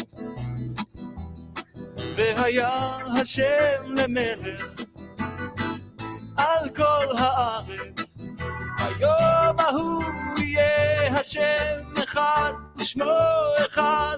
אוי והיה השם למלך על כל הארץ, ביום ההוא יהיה השם אחד ושמו אחד. אוי ננאי ננאי ננאי נאי נאי ננאי נאי נאי נאי. אוי נאי נאי נאי נאי נאי נאי נאי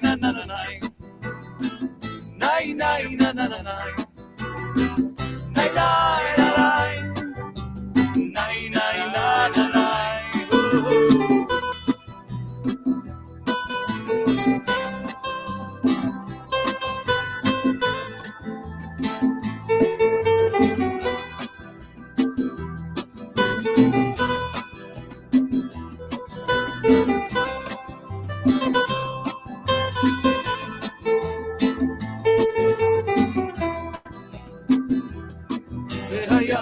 השם למלך על כל הארץ, ביום ההוא יהיה השם אחד ושמו אחד. אוי והיה השם למלך על כל הארץ, ביום ההוא יהיה השם אחד ושמו אחד. אוי ננאי ננאי ננאי נאי נאי נאי נאי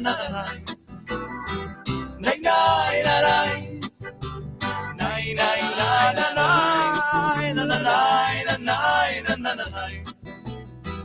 נאי נאי נאי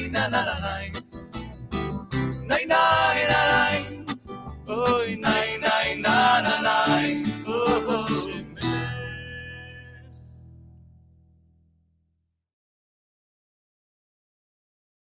צדיק כתמר יפרח, כארז בלבנון יסגה. צדיק כתמר יפרח, כארז בלבנון יסגה. שתולים בבית השם, בחצרות אלוקינו יפריחו, עוד ינובון בשיבה. דשנים ורעננים יהיו, להגיד כי ישר השם צורי ולא עוולת בו.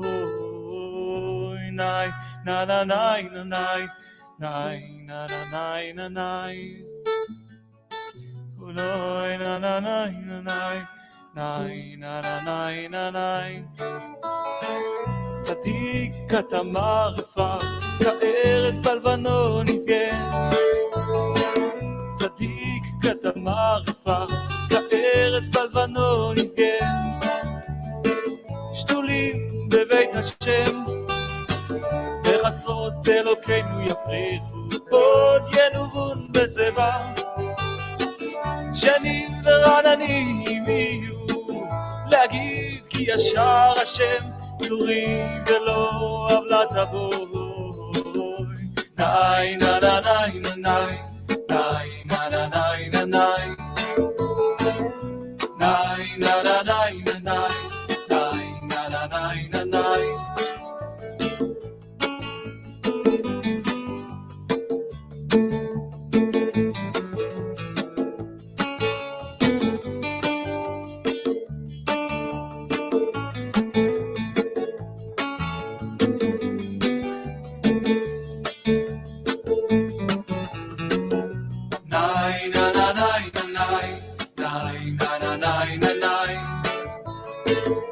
Nine, nine, nine, nine, nine, nine, nine, nine, nine, nine.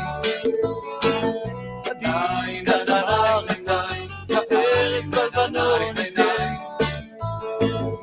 Nine, nine, nine, nine. Kaperes balvanon nine. Nine, nine, nine, nine. Kaperes balvanon nine. Nine, nine, nine, nine. Kaperes balvanon nine. Oh, nine, nine, nine, nine. Kaperes balvanon nine. Nine, nine, nine, nine. Kaperes balvanon nine. Nine, nine, nine, nine. Kaperes balvanon nine. Nine, nine, nine, nine. Kaperes balvanon nine.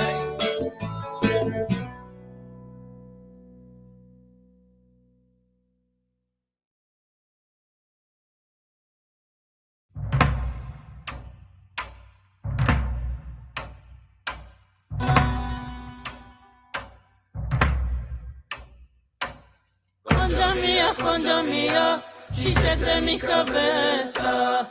La luna me se escureció, la mar se hizo preta. Concha mía, chichec de mi cabeza. La luna me se escureció, la mar se hizo preta.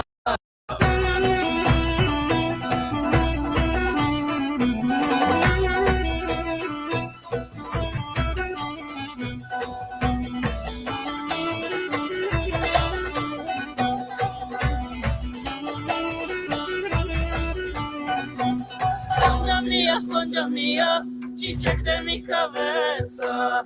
La luna me se escureció, la mar se hizo preta. Háblame niña con amor, mira que estoy en el fuego.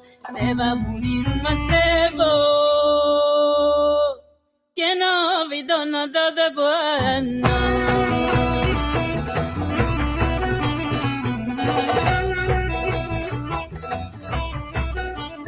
Okay, welcome back. Cut back on this music a little bit.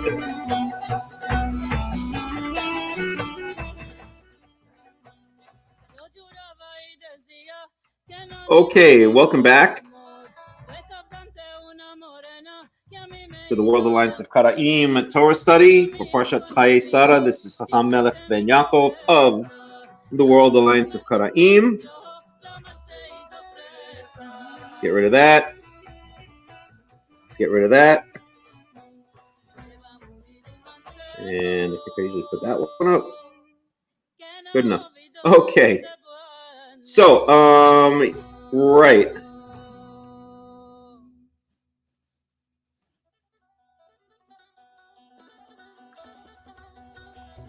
All right, let's cut that out. In fact, I'm going to close YouTube altogether. And let me share the screen again. So Marianne asks, is that the scripture reference, Melech? And I would say that is one of many scriptural references. That's one of many scriptural references. I mean, here clearly we see that in the end, Yahweh is against human sacrifice. Yahweh does not allow the human sacrifice to go through. Good Shabbat Shalom, Martha. Nice to see you. Nice to see you. Martha's an old friend. There are many other. I mean, there are many times that the Torah speaks about passing one's son or child through the fire. Speaking about human sacrifice, I guess you could say, okay, that's specifically child sacrifice. But it's the Torah is 100% clearly against human sacrifice. And we could see it throughout the Torah. Maybe I'll even point out one place. And so I would say this is one of the strongest polemics against Christianity, because the basic idea, one could say the most fundamental, besides the Trinity, the most fundamental idea of Christianity is that a human was sacrificed as a blood atonement for all of humanity. Well, if Jesus was indeed a Jew following Jewish law, then it would not be conceivable that God would use him or would use a human sacrifice to atone for the sins of man, since the Torah is so strongly against human sacrifice. So, all right, let me bring this back up. So I've got to do that way, right? No, I'm doing it that way. There we go. And we could see throughout the Torah this, this revulsion of, yeah, there you go. Good point. Jesus did claim to be his son. That's child sacrifice. Okay, that's an interesting idea. And I guess technically you would say, well, it doesn't matter. Jesus, was a Jew following the laws. The question is, would God make a decision to sacrifice a human being? Well, if the Torah is any judge, if God did write the Old Testament, and then we could see very clearly that he despises child sacrifice. So we've been through all of the stuff a lot of times. Isaiah 53 is the suffering servant. There's no indication whatsoever that that's speaking about Jesus/Yeshua. If you see it in context, it seems to be a metaphor for Israel. But even if it's not, let's say it's even speaking about a specific individual, specific human being, there's no indication that it's speaking about Jesus. Exactly, Yoshi Ben. Proverbs 34. Let's take a look at Proverbs 34.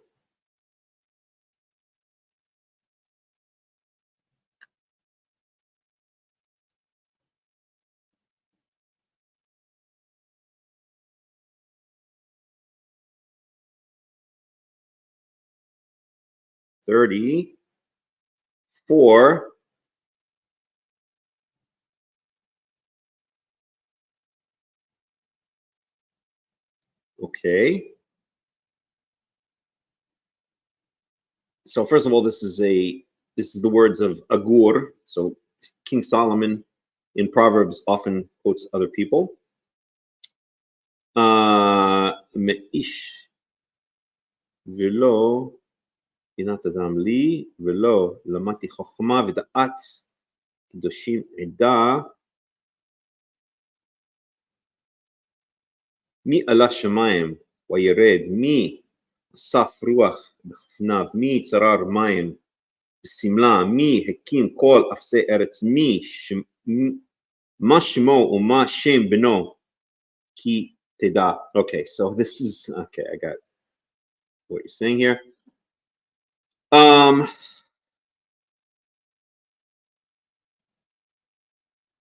right, 1 second here.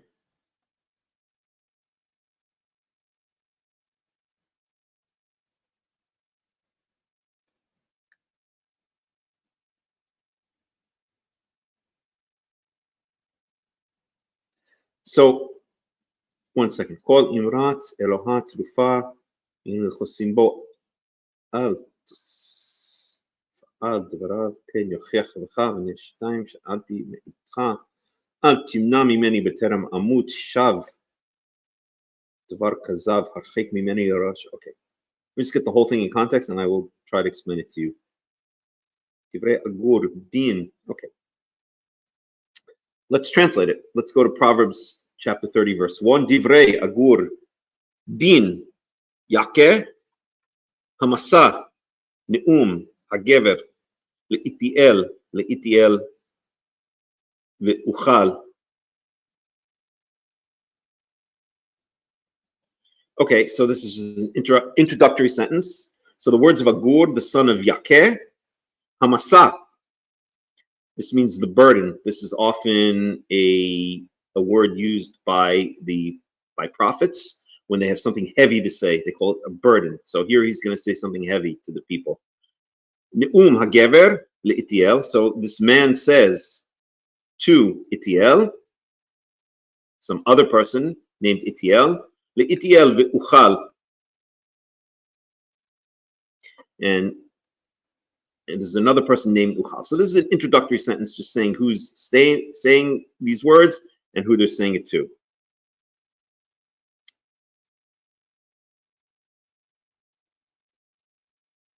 Okay. And then, so what is Agur? What is this guy, Agur ben Yakeh, saying to? What is this burden that he's saying to Itiel and Uchal? Ki ba'ar anochi meish velo pinat adam li. He's saying, I am more stupid than the average man. You heard of smarter than the average bear? Well, he's saying I'm stupider than the average man. This is Agur speaking. Velo binat adam li, and I don't even have the common sense that most people have. This is Agur speaking about himself. Why is he saying this? Possibly as an expression of humility, but more likely, as we're going to see, he's just setting up what he really wants to say. And I never learned any wisdom.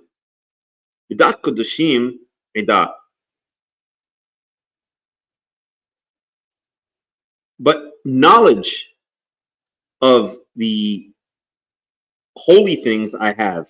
So verses 2 and 3 are a polemic. Okay, basically what he's saying is, listen, I am not the smartest person on planet Earth. Okay, but I do know something about God, and this is what I know about God. Well, actually, he goes on. Mi Allah shemayim uyared mi asaf ruach bechofnav mi tzarar mayim besimla mi ekim kol afse aretz ma shemo u'ma shem beno ki teda. Okay, so here's the sentence that you're talking about, Marianne, and I'm going to show you how incorrectly translated you have it or incorrectly understood it is. So this is the continuation of this guy. His name is Agur ben Yakeh. This is the continuation of his polemic. So who has gone up to heaven and come down? Who has gathered the wind in his hands, in his fist? No, in his hands. Mi tzarar mayim b'simla. Who has gathered, or who has held the water in his garments? Mi ekim kol afse aretz. Who has set up all of the foundations of the world? What is his name, and what is his son's name? Ki teda, if you should know. And this is a polemic against. This is a polemic against the idea that any man can do these things. In other words, what this guy, Agur ben Yakeh, is saying, the first two verses he's saying, listen, I'm not the smartest person on planet Earth. That's from here to here. But I do know something about the Holy One. I do know something about holy things. And then he basically asks rhetorically, who is the person who's gone up to heaven and back? Meaning there is no person who's gone up to heaven and come back. Who has gathered the wind in his hands, in his fists? Answer, nobody. Who has gathered water, has been able to hold water in his garment, in his clothing? Nobody, right? It seeps through. Who has set up the foundations of the earth? Again, nobody. What is his name, and what is the name of his son? This is asking, who is this? If you can name such a person, then tell me his name and tell me his son's name. This is not speaking about God and Jesus. This is the way in ancient Israel people were named by themselves, and they were called such and such, the son of such and such. So, for instance, Joshua in the book of Genesis, in the book of in the Torah and in the book of Joshua is called Joshua the son of Nun. Abraham is Abraham the son of Terach. Yaakov is Yaakov the son of Isaac. This is the way people were called in ancient times in the Tanakh. So this is just saying is what is his name and what is the name of his son. In other words, identify who this person is by telling me his name. He is such and such, the son of such and such. That's all this is saying. And this is rhetorically asking. It would be like if I were to ask you, Marianne, okay, who has swam across the ocean and swam back? Who has, climbed a ladder up to the moon? Who has flown flown with his own wings above the sky? The answer is nobody. This is a polemic saying that nobody has done this. That's all that this is saying here.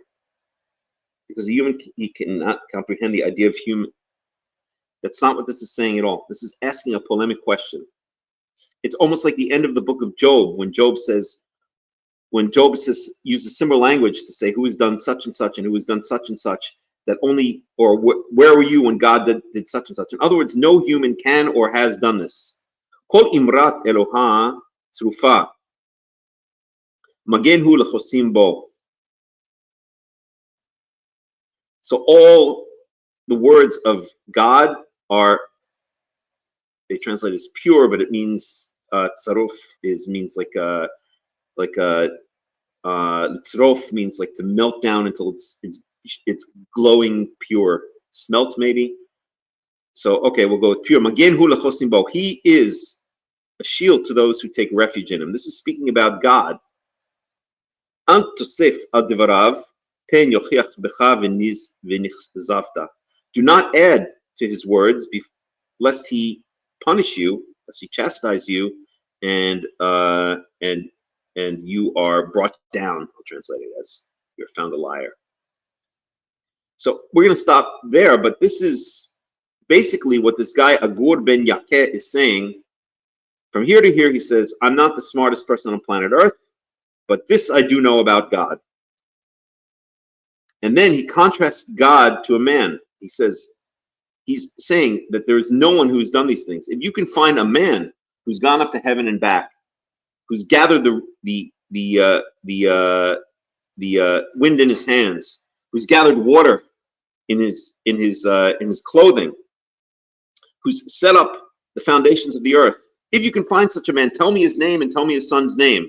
This is a rhetorical way of saying that there is no man who could do such things. Only God can do these kinds of things, or man does not have the ability or the wisdom to do any of these things, because this entire statement of Agur ben Yakeh is basically in praise of God, contrasting God to man. And so he's basically saying here that man does not have the ability to do any of these things. And so therefore, this is being contrasted to God. And now he starts speaking about God. All of the sayings of God, or everything that God says, is pure. He is a shield to those who take refuge of him, in him. Don't add to his words, lest he chastise you and you're found a liar.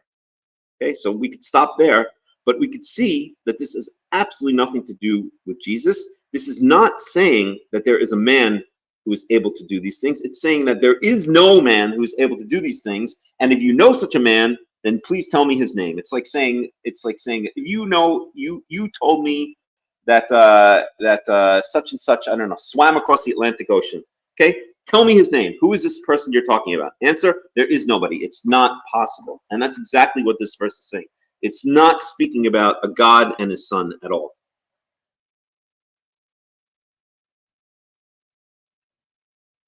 No, not because Jesus is God. These verses have absolutely nothing to do with Jesus.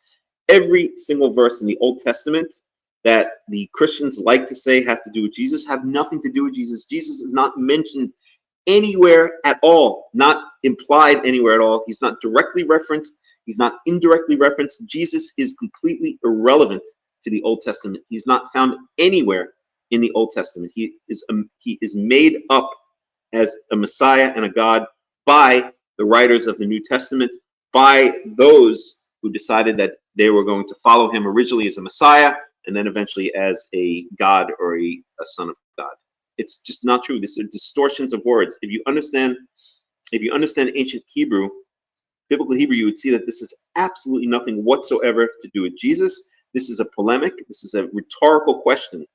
And the answer it's saying all these wondering things, and give me the name of the person who's done it, because there is no name for a person who's done these things. And the whole reason that you're saying it is that Christians say that this has to do with Jesus is because it says what is his name and what is his son's name. So they pick up on that because it says what is his name and what is his son's name, or what is his son's name, and it's combined with all these seemingly wondrous things. So people say, oh, this is speaking about Jesus. He did all these wondrous things. First of all, find me anywhere in the New Testament where it says he did any of these things. Okay, he did not go up to heaven and come back down. Okay, if anything, he went down on the grave and came back up. That's not the same as going up into heaven and coming down. Again, I of course don't believe that. I'm saying that's what the Christians believe. Okay, he did not gather the wind in his fists. Show me in the New Testament where it says he gathered the wind in his fists. He did not hold water in his dress, in his clothing. Show me where it says that. And he certainly did not set up the foundations of the earth. None of this is ever mentioned anywhere for Jesus, anywhere in the New Testament, because no man has ever done these things, and therefore the rest of verse 4 says, if you know such a person who's done this, give me his name. Because what these verses are trying to say is they're contrasting man, who's limited, meaning he cannot do any of these things, with God, whose word is perfect, who's reliable, who you can trust, who you can take refuge in. That's all of that this means, Marianne. It has nothing to do whatsoever with Jesus. It has nothing to do with whatsoever with a person or a God and his son. Okay? Nothing. The same, we can go into Isaiah 53. There's nothing to do with it whatsoever. Show me all that the Christians are doing with regard to Isaiah 53 is they're taking a story which speaks about a suffering servant, and they're saying, oh, that's Jesus because he suffered. Okay, a lot of people suffered. I don't see the name Jesus there. If I look in Isaiah 53, it doesn't mention his name at all. In fact, it mentions the name Emmanuel. Jesus is never called Emmanuel.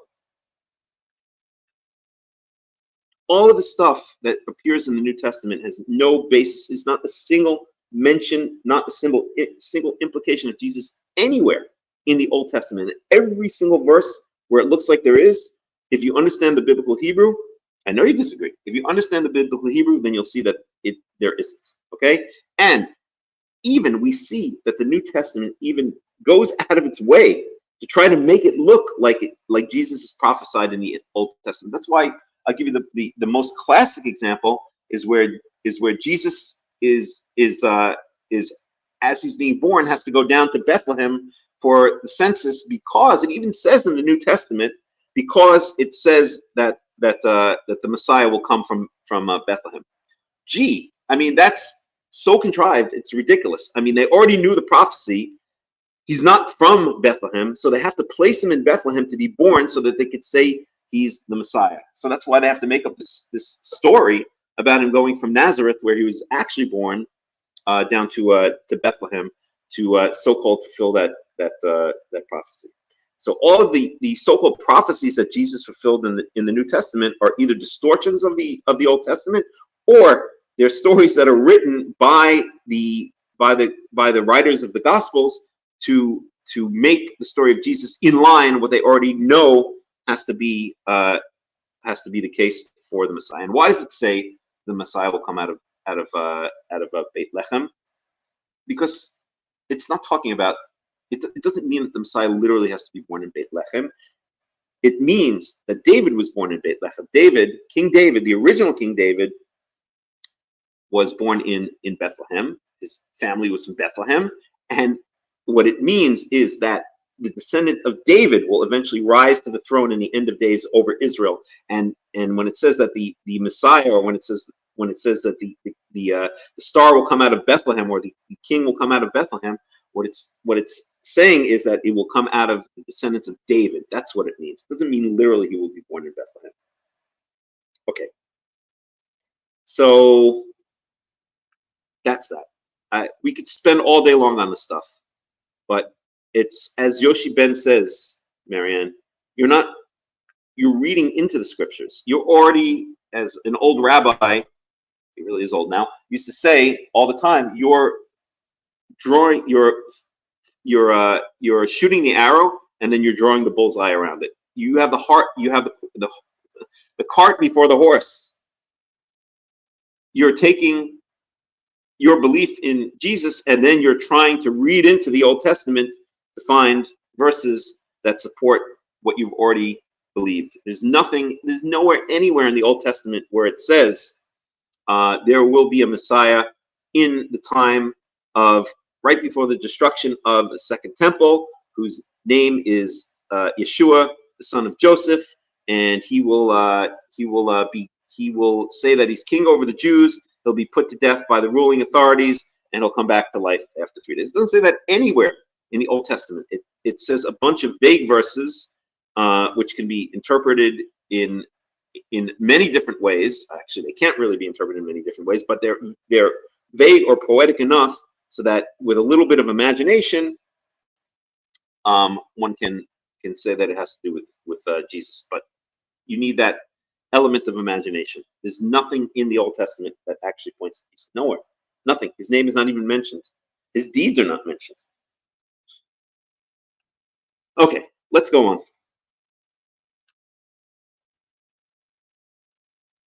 So, Proverbs 34 certainly has absolutely nothing to do with Jesus. And if you understand biblical Hebrew, or even you could even read it in the English. Let's even look at the English.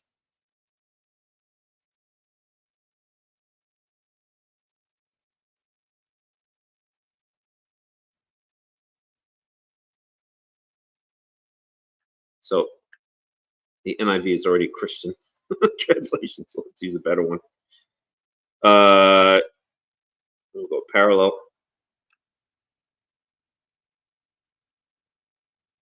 Let's JPS.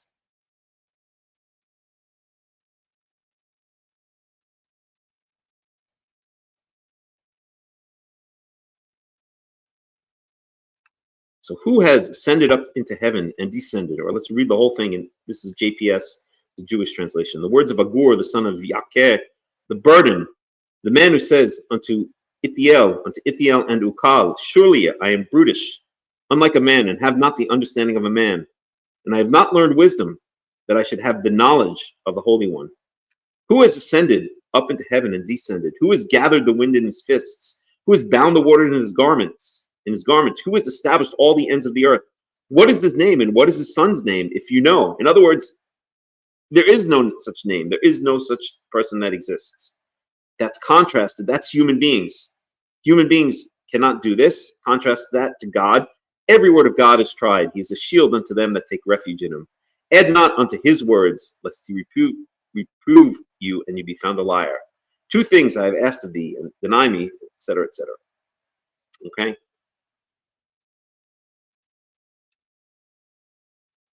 Okay. So we've now shown, no, the translation is not misinterpreted at all. For sure it's not misinterpreted. We've now found that Isaiah 53 has nothing to do with Jesus. We found that Proverbs chapter 30 verse 4 has absolutely nothing to do with Jesus. We've found that the Torah is dead set against human sacrifice. We see that in what we're learning now in Genesis chapter 21, and we can go back to that. The Torah despises human sacrifice, and this is explicit many places in the Torah. Sorry, Genesis 22. So it's not conceivable that the Christian theology of a man, a human being, being used as a sacrifice, the blood of a human being being used as a sacrifice, can be an atonement for humanity, because the Torah despises the use of humans as sacrifices. In addition, we said that Jesus was not actually born in Bethlehem. The New Testament goes out of its way to contrive a story. The idea that he has to be there for a census in order to have him born in Bethlehem, because of the simplistic reading that the Messiah has to come out of Bethlehem, which is not at all what the Torah says, or not at all what the Tanakh says. Yeah, I'm sure you will hold firm to your beliefs, but you should know, Marianne, that there are many people, including people right here in this chat right now, who were Christians in the past and who are not Christians now, and you're more than welcome to talk to them, and they will explain to you, they will help you get out of this cult known as Christianity if you ever want to. Okay, and it is a cult. Okay, so let's go back. We're in Genesis 22.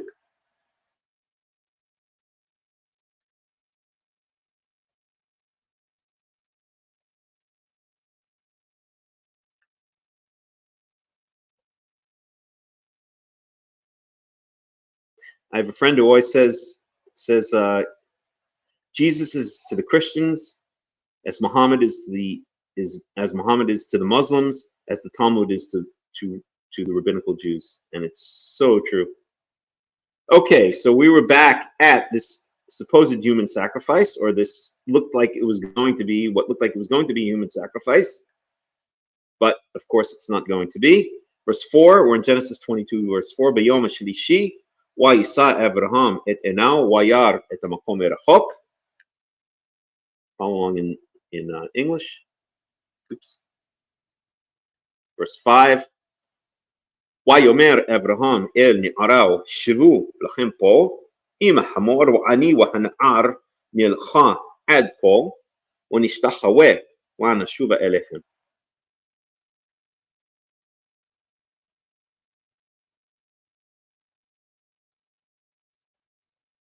So now Abraham and Isaac go off together. ויקח אברהם את עצי העולה וישם על יצחק בנו ויקח בידו את האש ואת המאכלת וילכו שניהם יחדיו.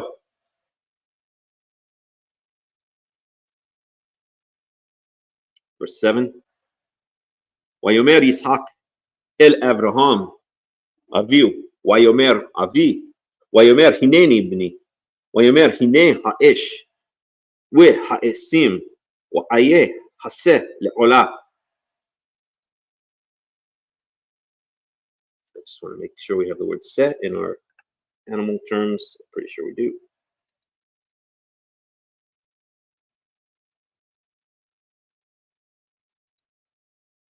Second. Yes, we do.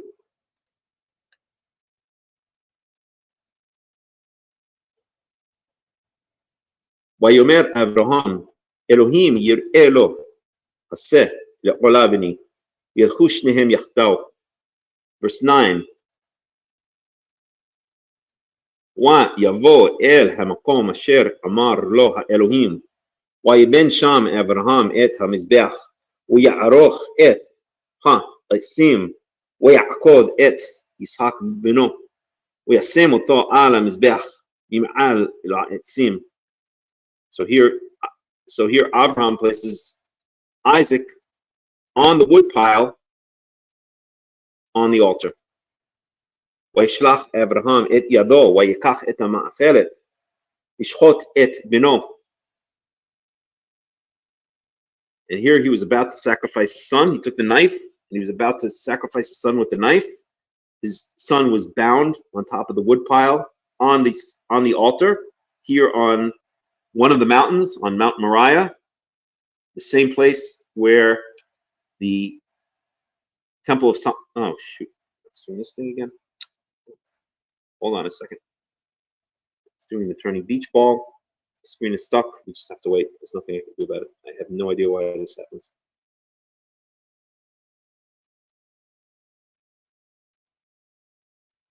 Just don't know why it suddenly decides to do this.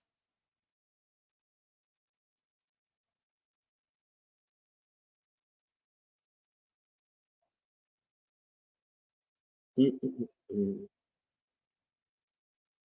maybe I have to completely uninstall Chrome. All right, just sit here for a second. I've been doing this every week now. I don't know why.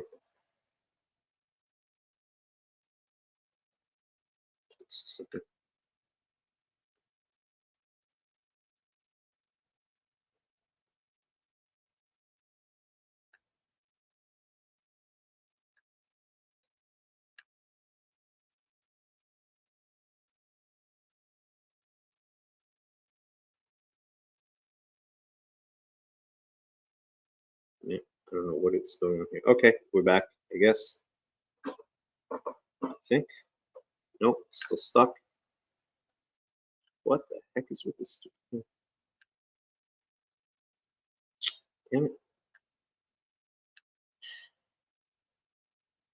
I can't even move it at all.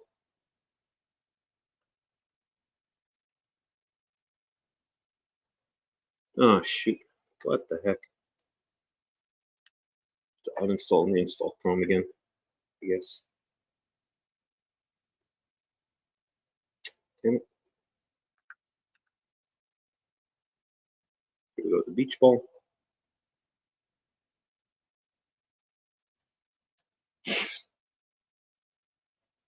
All right, just have to wait a second. I'm sorry, everyone.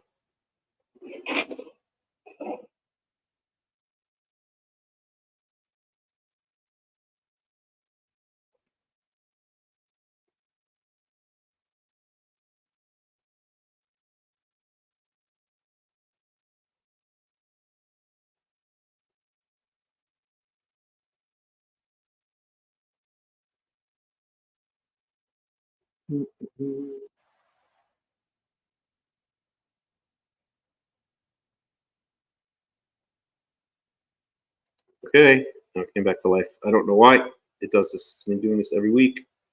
I've been trying to work on getting it to fix itself.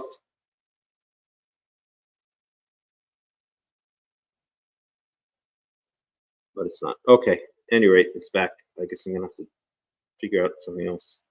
I just have to completely uninstall Chrome. I guess that's my next step. Okay, okay, verse 10. Let's make sure we're good. Yes, looks like we're okay. Can I get a sound check? Can you guys hear me? Somebody just give me a yes if you can hear me. Okay, great. Okay, verse 11. ויקרא אליו מלאך יהוה מן השמיים ויאמר אברהם ויאמר הנני. So just as he was about to sacrifice his son Isaac, an angel calls out from heaven. Verse 12, ויאמר אל תשלח ידך אל הנער ואל תאסלו מאומה כי אתה ידעתי כי יראה אלוהים אתה ולא אסחת את בנך את יחידך ממני. Verse 13, וישא אברהם את עיניו וירא והנה עיל אחר נאחז בספח בקרנו וילך אברהם ויקח את העיל ויעלהו לעולה תחת בנו. So here we see that instead of a human being sacrificed, we see an animal being sacrificed. And that's the Torah idea. The Torah idea of sacrifices, animal sacrifices, in place of human sacrifices. Humans are not ever meant to be sacrificed. That's what the whole animal sacrificial system was for. The idea is that you, human being, you have sinned in one way or another. You should be sacrificed, but instead of you being sacrificed, because that would be murder, spill the blood of a human being, we're going to spill the blood of this animal instead. It's a horrible thing to have to spill the blood of an animal, but it's better than spilling the blood of a human being. My personal opinion is that animal sacrifice will not be reinstated in the future. I've stated this opinion for various reasons in the past. I'm not going to get into it right now. But that is the way the animal sacrificial system works in the Torah. That's the way it worked in ancient times. The idea that an animal can be sacrificed in place of a human being, which exactly goes to show again that human beings cannot be sacrificed to atone for the sins of others. That would be murder. If you use a human being, if you spill the blood of a human being to sacrifice or to atone for the sins of others, that's not sacrifice, that's murder. Only animals can be used in place of a human being as a sacrifice. Verse 14, ויקרא אברהם שם המקום ההוא יהוה יראה אשר יאמר היום בהר יהוה יראה. So this is clearly again a reference to the fact that later on this is going to be the mountain on which the temple is going to be built. And let me translate this one here. Verse 14, Avram called this place, the place where he had just almost sacrificed his son Isaac, he called it Yahweh Yir'eh, Yahweh will see. Asher Ye'amer Hayom, as it is said today, Bahar Yahweh Yir'eh, on this mountain, or on the mountain of Yahweh, he will be seen. Again, I think this is a clear reference to the fact that this is speaking about the Temple Mount, or what later became the Temple Mount. We saw that in Chronicles chapter 3, verse 1, that the word Moriah is used as the mountain on which David purchases the threshing floor from Araunah, and on which Solomon later builds the temple. And here we see that Abraham is sacrificing Isaac on one of the mountains in the land of Moriah. And we see this statement right here, which implies that this is the mountain where Yahweh will be seen. So all of this put together seems to say that the Torah is implying that the place that Isaac was sacrificed was the same mountain that much later on would be the mountain that David, and we can see this in the end of the book of 2 Samuel, that David purchases from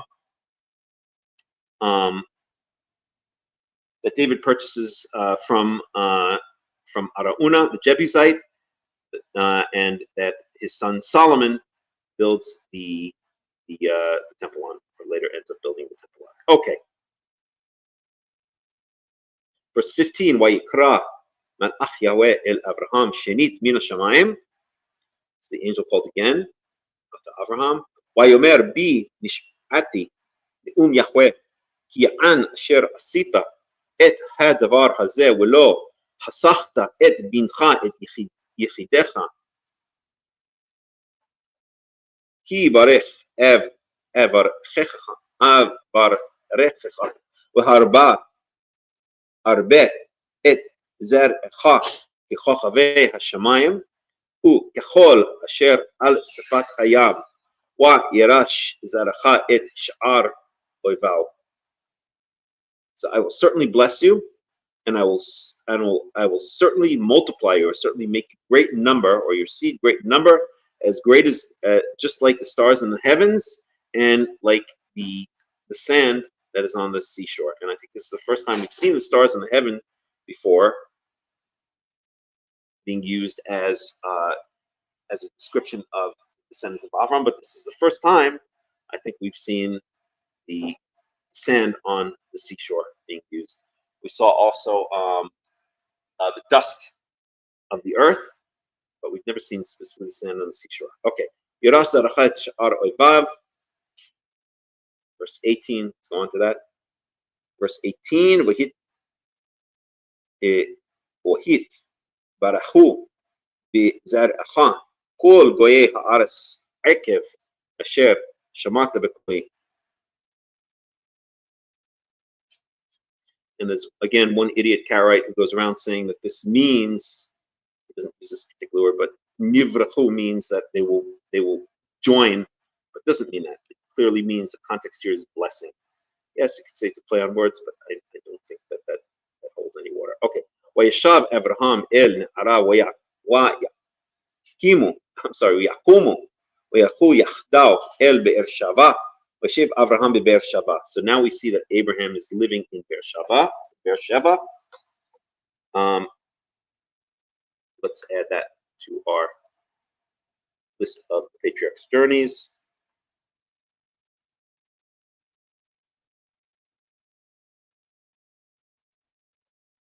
There's so many different sheets now. I've got to figure it out. Is there a way you could just get all the sheets in a list? Let's see here. Guess not. Just to go. Oh, wait a second. All sheets. Huh. Oh, cool. Oh, nice. All right. So we're looking for patriarch journeys, and now we have here. This is Avraham. And this is Genesis 22:19.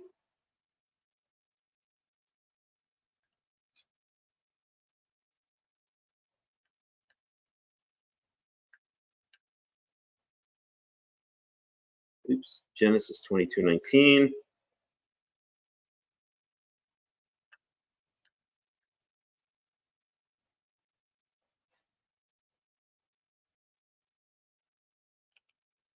Genesis 22:19. Place Beersheba.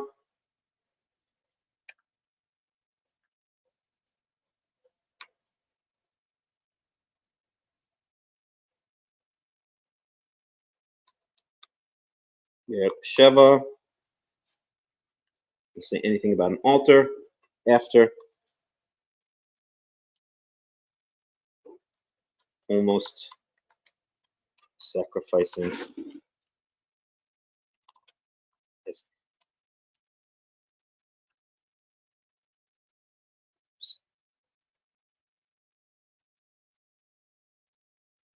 It's not clear. He may, Abraham of Abraham may have already been living there. See previous line. Okay. So now Abraham is in Beersheba.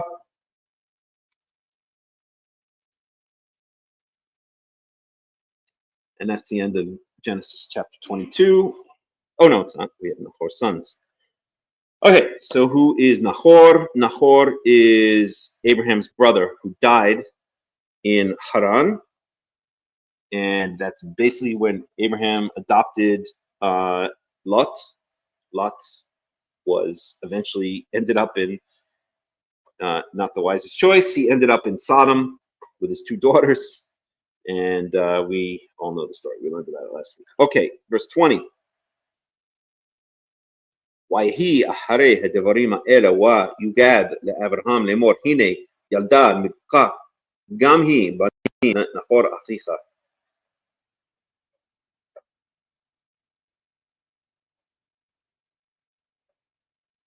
Okay, something doesn't make sense here to me. One second. Well, maybe it's Terach who died. 1 second. No, it's Nahor who died, right? For sure it was. 1 second.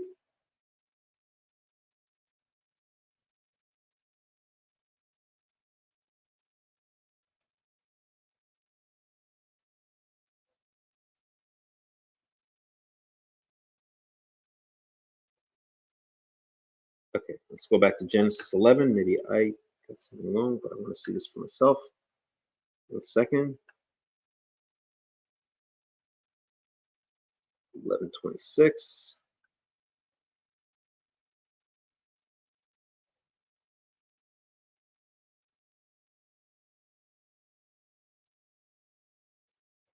One second. I'm sorry. My mistake. Haran is the father of Lot, and he died. No, wait a second. Both married. The name of Sarah, and the name of Nahor's wife was Milcah. She was daughter of Haran. The father of both Milcah and Sarah was child of the son Avram, his grandson Lot, son of Haran. Okay, my mistake. Lot is not the son of Nahor.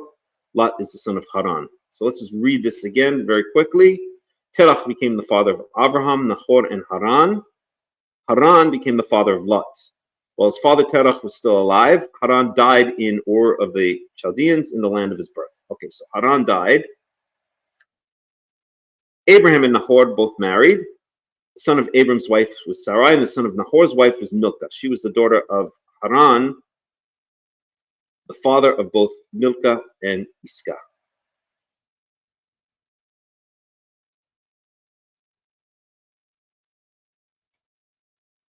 So if this is the same Haran,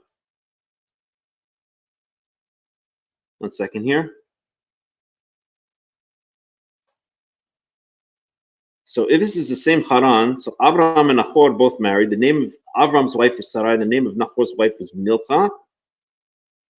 So Milcah was the daughter of Haran. So that means if this is the same Haran as the Haran that died in Ur of the Chaldees, that means that Nahor married his niece, his dead brother's daughter, Milcah. And Haran, so that means that Haran was the father of Milcah and Iscah. He was also the father of Lot. So that means Haran, who died in Ur of the Chaldees, had 3 children according to this, if it's the same Haran, Lot, Milcah, and Iscah. And then his brother Nahor married Haran's daughter Milcah, which means he married his own niece. Now, this is not completely out of the ordinary, because we know, for instance, that Sarai, it's later revealed that Sarai is Abraham's half-sister.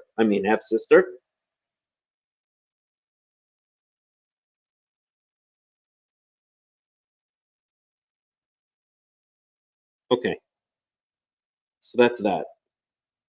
So now we go back to Nahor. So remember, Nahor married his niece Milcah, and now we can go back to here. Okay, so now it makes more sense.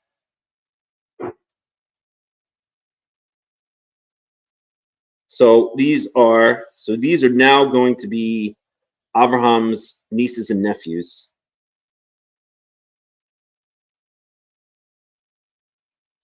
So she gives birth. So Milcah, so Abraham's brother and his wife Milcah give birth to Uts, Buz, and Kimuel, who's the father of Aram. Aram are the Arameans. We hear a lot more about them.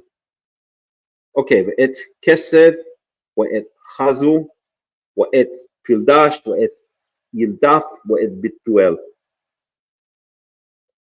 So Bituel is going to be the father of Rebecca. All right, so at any rate, we can look at a family tree and it'll make a lot more sense, but that means that Bituel, let's figure this out. So Bituel is the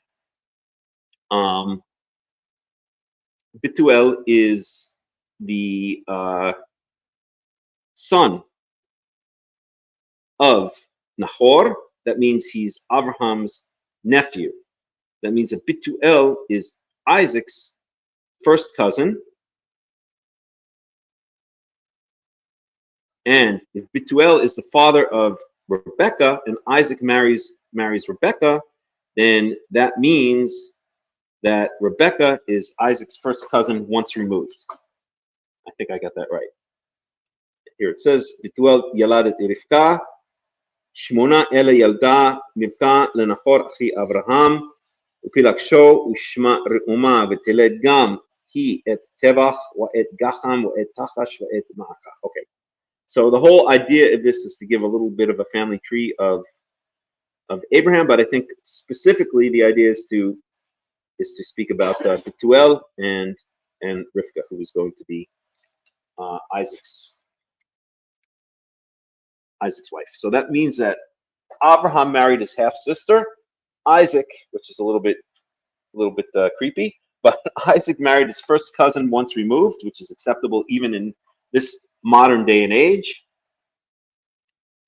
And so that's that. Okay.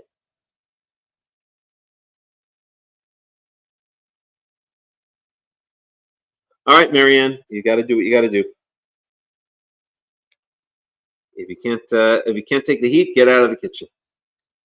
I can tell you that no one is trying to verbally abuse you. It's just I know that some people here also come from a Christian background, and I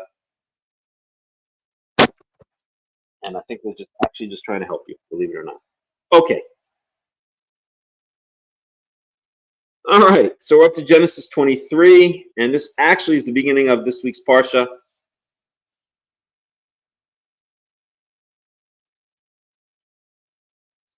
So we're supposed to go 23, 24, 25. All right, let's do it. So now Sarah dies.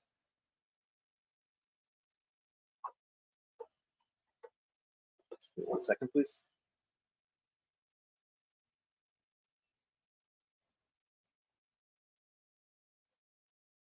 One second.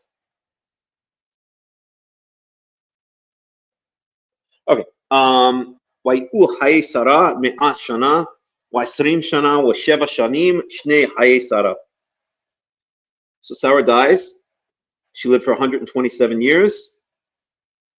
Verse 2, وتمت سارة بكريات أربع هي حبرون. בארץ כנען ויבוא אברהם לספוד שרה ולבכתה.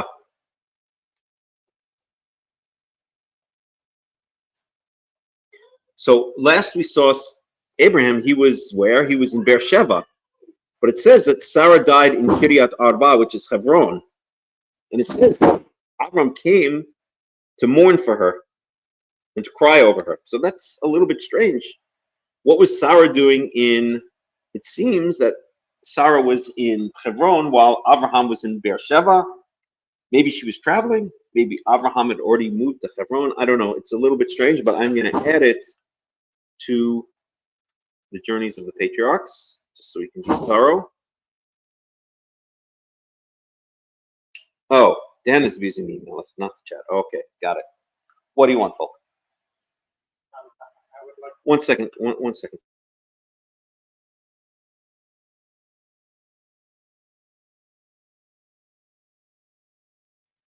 Okay, so all right.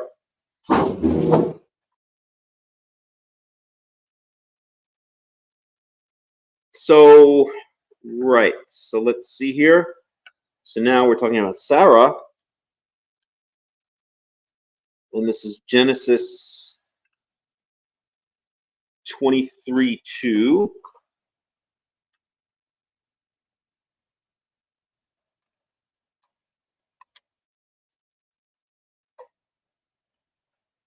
And where is she located now? She's in Kiryat Arba, which is Hebron. Oops.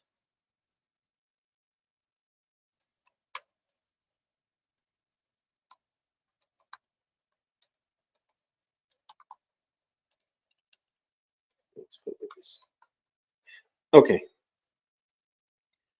Nothing spoken about an altar. Sarah dies here, and Abraham comes to mourn her. Does this imply that they lived in separate places? That she was traveling? It's unclear. Right? It's unclear. It's unclear. Okay.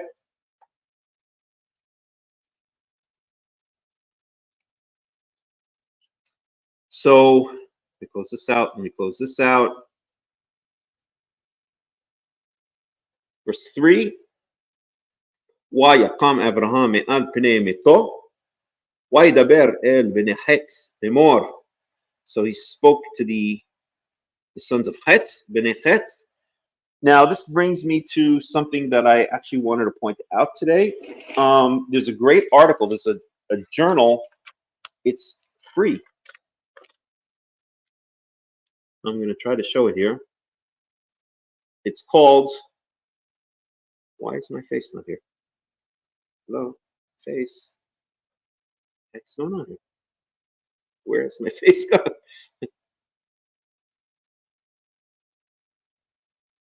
Hello, Melech's face. Where are you? What the heck is going on? Huh? Okay, that's strange. So I can't show you what I want to show you. This thing is so weird. All right, hold on a second here.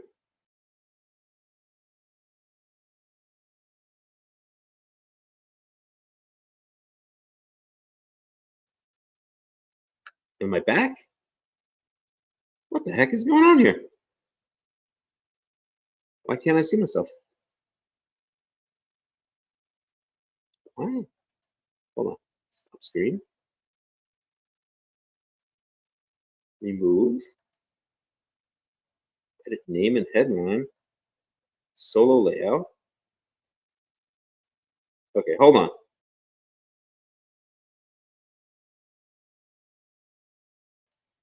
Add stage. I have no idea what's going on here. What the heck is this? Hold on. Refresh.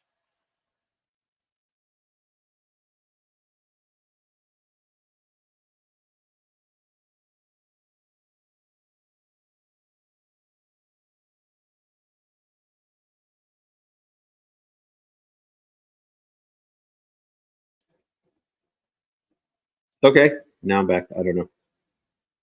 Okay, so yeah, I wanted to show you this journal. Let's see if it can show up. I have this background thingy going on. All right, it doesn't matter. It's called "Let the Stones Speak." Let me see if it can show up. It's not going to work. Okay, it's called "Let the Stones Speak." Let's see if we can do it this way. Hold on, I have an idea. 1 second. Let the stones speak.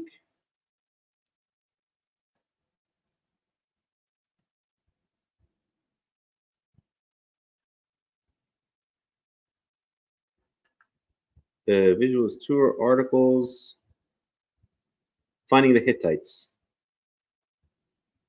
Okay, so good enough. All right, so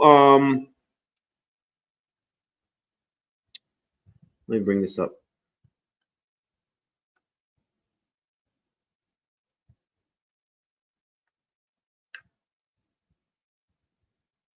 Just window, Torah, share.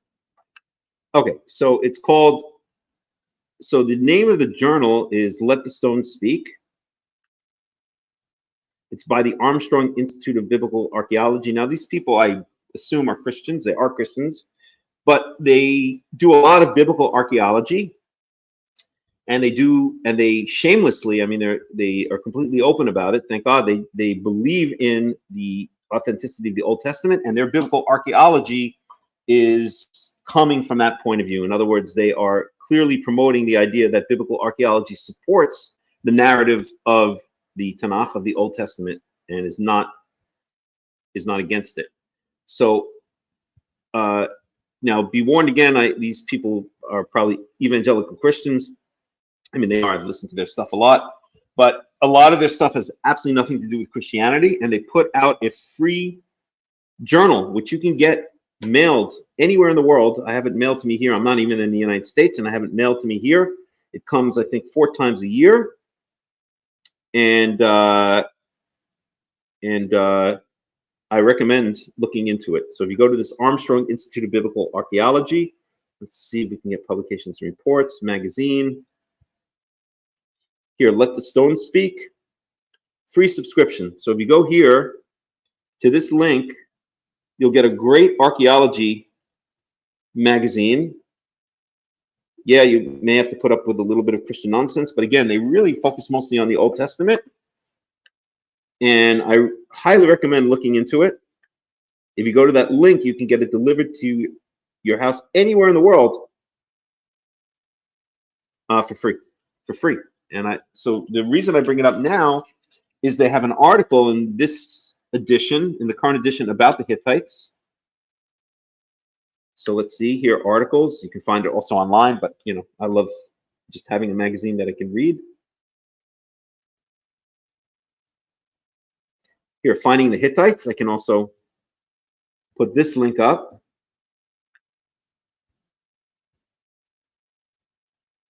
But look into it. If you want a nice biblical archaeology, a pro Tanakh biblical archaeology magazine delivered to your house anywhere in the world for free. They don't want any money, ever. And they have a lot of great videos. Again, you're going to have to put up with some Christian nonsense, but oh well. Just ignore it or laugh at it. So there you go. Honky white boy cracker. Gee, I wonder what color you are. Okay, so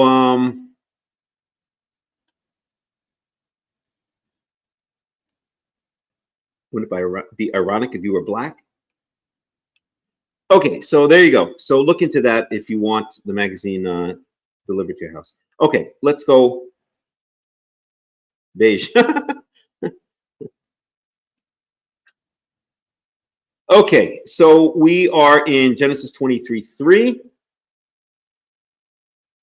So again, there's a great article about the Hittites, the biblical archaeology record of the Hittites in this magazine. Look into it. I highly recommend it. And we can get rid of this.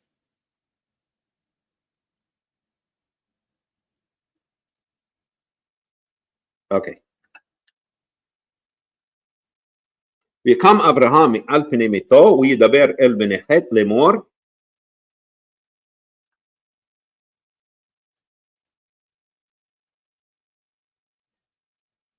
גר ותושב אנוכי עמכם, תנו לי אחוזת קבר עמכם ואקברה מתי מלפני.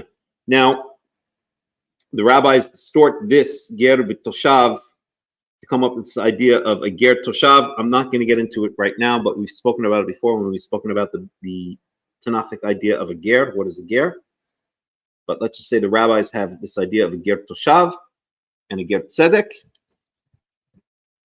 I am open to the possibility that they might be right in making this distinction, but there's no such thing as a ger toshav anywhere in the Tanakh. There is a ger vit toshav. Verse 5. So here we have the whole story of Abraham buying the cave of Machpelah from Ephron the Hittite. Shima'enu Adoni Nisi Elohim Ata Bitochenu Bamihar Kivvarenu Kivor et Metecha Ish Mimenu et Kivro Lo Yichle Mimcha. So Abraham is now inquiring about purchasing a burial plot or a burial space for his dead wife Sarah. Yakam Abraham yishtahu la'am haaretz livnei het.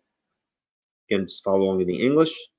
Vaydaber itam lemor im yesh et nafshechem ikbor et meti milefanai shima'uni hu fir.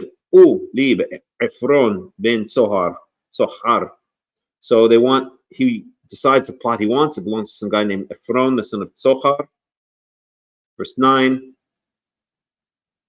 ויתן לי את מערת המכפלה אשר לא אשר בקצה שדהו ובכסף מלא יתננה לי בתוככם לאחוזת קבר. So here we have Ma'arat HaMachpelah. So what is Machpelah? Kefel means doubled. So some say it was a two-story cave.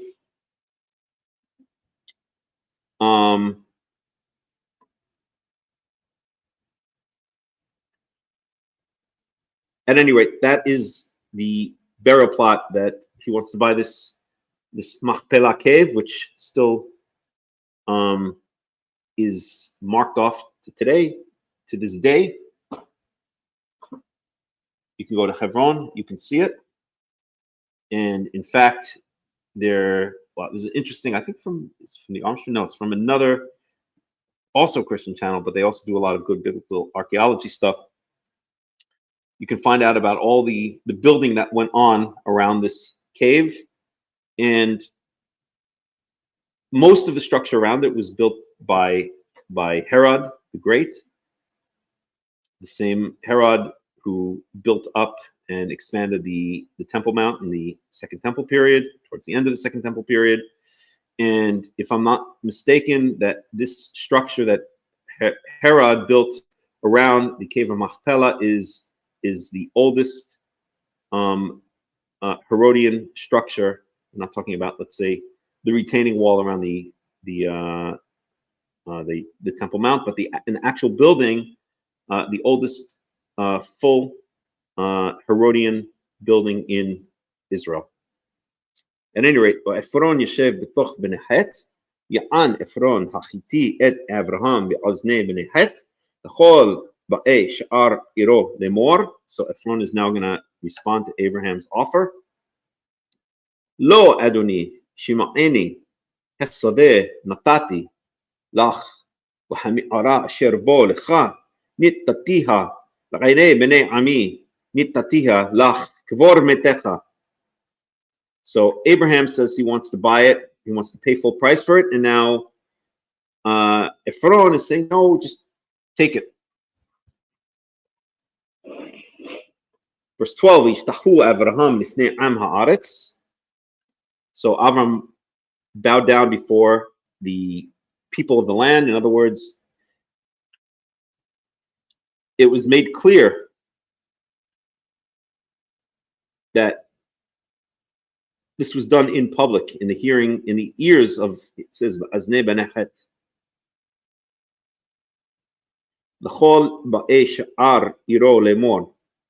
So let me just translate that. So Ephron the Hittite answered Abraham in the ears of the children of Chet, among all of those who came into the gate of a city, saying, in other words, the gate of the city we've spoken about many times, inside the city gate, that's where all the action took place. That was basically what today would be the town square or the center of town. That's where the courts were. That's where the marketplace was. That's where all of the action of the city took place. So in other words, Ephron is answering Abraham very much in public, in front of many witnesses, saying, I want to give you the field for free, or I want to give you the field with the cave in it for free.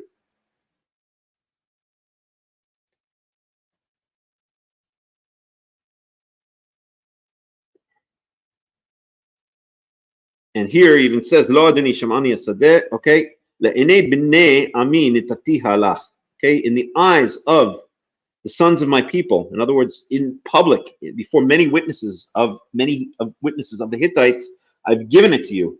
Kvor metecha, bury your dead. In other words, Ephron is basically saying, I want to give it to you for free. And he's saying it in public in front of many witnesses in the gate. Well, it doesn't say explicitly in the gate of the city, but basically in public in front of witnesses. So Avram bowed down before the people of the land. In other words, before these many witnesses, again in public. Verse 13, and he spoke to Ephron in the ears, it says literally in the ears of the people of the land, but meaning, again, this is all being done in public in front of witnesses. So there's this whole kind of silent, hidden conversation or silent conversation that's going on, or maybe not so silent, where Abraham is saying, I want to purchase this field with the cave in it. And Ephron is saying, no, just take it and bury your dead. And Abraham is now going to say, no, I want to pay for it. So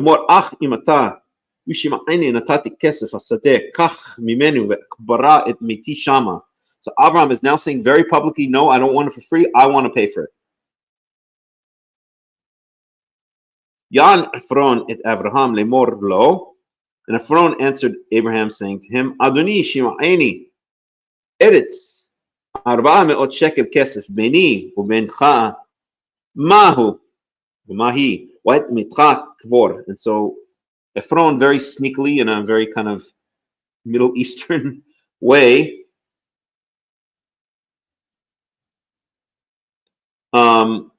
is now naming his price, which is 400 shekels of silver. Shekel is a weight. In fact, the English word scale can be traced back to the ancient Hebrew word shekel. So a shekel is a certain weight of silver or gold. In this case, it's silver. So Ephron is pretending to be magnanimous, but really he's naming his price here. He's basically saying, okay, my price is 400 shekels of silver. וישמע אברהם אל עפרון, וישקול אברהם לעפרון את הכסף אשר דיבר באוזני בני חת, 400 shekel kesef over לסוחר. So then Abraham weighs out the 400 shekels of silver and pays Ephron the Hittite. So, and this is all again done very much in public.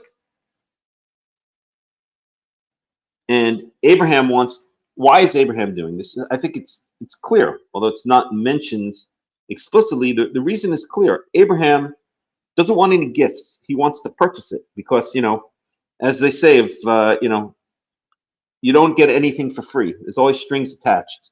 So Abraham doesn't want any strings attached. He doesn't want to be given a gift. He wants to make sure that this is his plot of land, that he bought it for full money. He doesn't want any discounts. He wants to pay Ephron the Hittite exactly what he asks for, because Abraham wants to make sure that this is his. Everybody knows it. That's why it's being done publicly in front of all the Am Haaretz and in front of all the people of the land. In other words, in public, in front of witnesses, in front of all the Hittites that happen to be there, and because it's basically meant to be a legal transaction paid for in full by money. The deed is now transferred, not physically, but there's no written deed perhaps, but a male slave is 30 shekels. That's correct. Yeah, it is a huge sum. At any rate, you get the idea. Avram wants to make sure it's his and it stays his. And this is actually, as is often pointed out, this is the first possession of any of the patriarchs or of any Israelite. Abraham is not an Israelite. Any Hebrew, this is the first purchase or the first acquisition of any land in the land of Israel. Up until now, it says that Abraham dwelled here, and Abraham dwelled there, and Abraham dwelled under the in the land of Avimelech, and Abraham dwelled in all of these various places. But this is the first purchase. This is the first acquiring of a bit of the land of Israel by a Hebrew.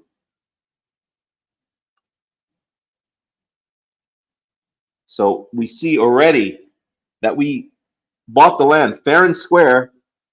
How many years ago? 3,500, if not more. They say Abraham, we used to learn in yeshiva that Abraham was born in 1948 BCE, if I remember correctly. So let's see, he's about 100 and something years old now, right? So more than 1500 BCE. So more than 3,500 years ago, a Hebrew is purchasing fair and square from a Hittite a deed of ownership in the land of Israel. That's long before the so-called Palestinians or Arabs are ever mentioned. Anyway, the Palestinians are never mentioned. The Philistines are mentioned, right? The Philistines are something completely different. They are the sea peoples. They came and they seem to have taken over some of the coastal areas from the original natives there, the Canaanites. They seem to have come from the area of Cyprus, Anatolia, Greece, and settled on the southern coast of Israel. There were 5 cities for the Philistines. The 5 Philistine cities. Anybody know what they are? Can you name the 5 Philistine cities? You could do it without Googling it.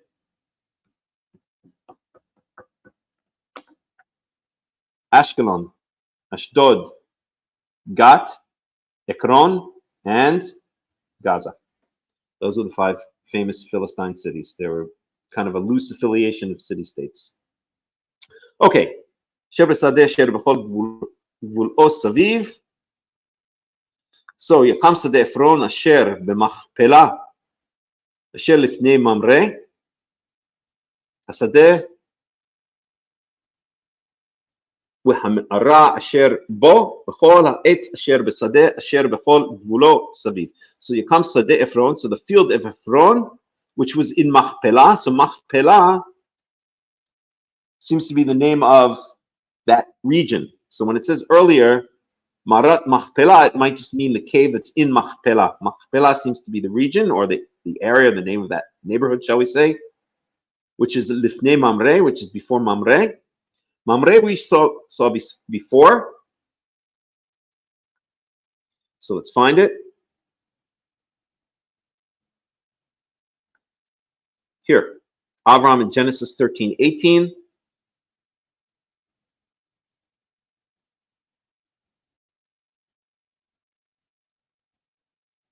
So he goes and he settles near the oaks of Mamre. Alone Mamre, Asher b'Hevron. So he had already settled there, but now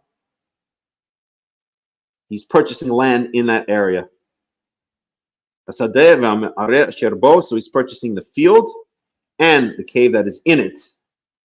So it seems like Machpelah is not the name of the cave, but really Ma'arat Machpelah really means the cave that is in Machpelah. And again, Machpelah, why was it named Machpelah? Maybe it means the cave had two levels, and the entire field or the entire area was named after that cave. It's not 100% clear. And he purchased all the trees that were in the field, asher b'chol gvulo saviv,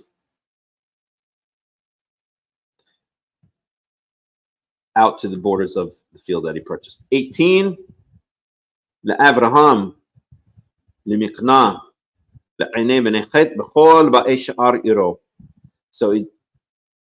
so this is continuing this verse here, these three words here. Yakam Sadeh Ephron, and then we have a tangent, as the Torah often does, and it continues here. So we can actually just skip over. I don't mean to skip over, but we can omit for the purposes of getting the flow here. Kam Sadeh Ephron. So the field of Ephron that changed hands into Avram, la Avram, nimikna, as a purchase, in the eyes, before the eyes of all of the children, or before the eyes of the children of Chet, all of those who entered into the gates of his city. And again, that's a metaphor, but that's an expression that means those who were in the place, or speaking about the place where all of the official action takes place. Verse 19, وَأَخْرِهِنْ قَبَرْ أَبْرَهَامْ إِتْ سَرَا إِشْتَوْ إِلْ مِعْرَثْ سَدَيْ هَمَخْپَلَةٍ. And here we have the cave, Sadeh Machpelah. So it's not called Ma'arat Machpelah, it's called the cave of the field of the Machpelah, Al Pene Mamre, which is on the border of, or right nearby, Mamre, Hi Hebron, Be'eretz Kina'an. Uyakam Hasadeh, Uham'ara, Asher Bo Avraham L'achuzat Kaver Me'et Benechet. So this is the official purchase, in very clear terms, of the purchase of the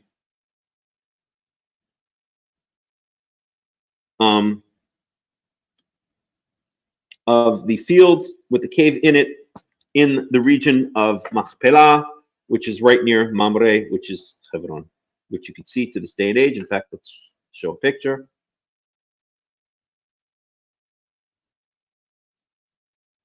And cave of Machpelah.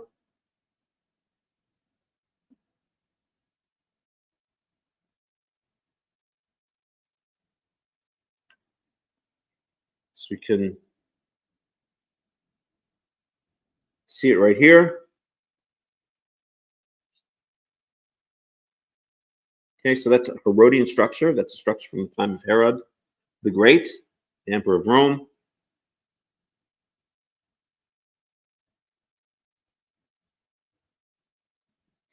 Was the Emperor Herod? Actually, that he might not have been emperor. Maybe he was just king over Judea. Herod the Great.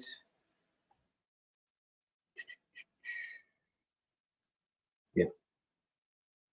Roman Jewish client king of the Herodian kingdom of Judea. So he was not the emperor of Rome. He was one of the kings. Well, it says it right here. Client king of the Herodian kingdom of Judea. Okay. So, and there's a lot to learn about this. Maybe I can even find that video.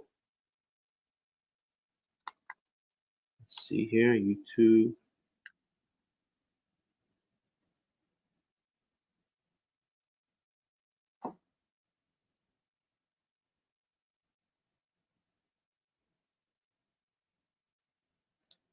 Cave of Machpelah. Yeah, this one's good. This guy's good. Holy Land site. So this is a good video if you want to see it. Again, this guy's a Christian, and he injects some Christian stuff in there, but you could just ignore it.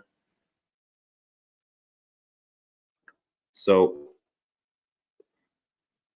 I definitely recommend this video, and I recommend this channel, even though the guy's a little bit annoying with his Christian stuff from time to time. Shabbat Shalom, Ruben Eskari. But check that video out. Check out that channel. He does a lot of good biblical archaeology stuff. But again, you're gonna have to put up with some Christian stuff, unfortunately. Okay. Okay, so that's that. That's Genesis 23. Any questions, any comments?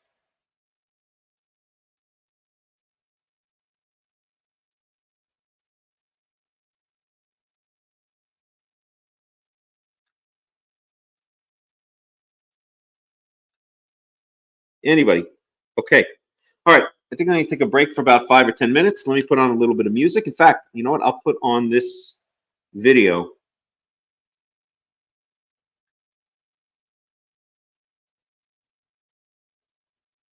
Let's do that. So just need a break for 5 minutes. Present. Stop screen. Present. Share screen. Home tab. On. Okay.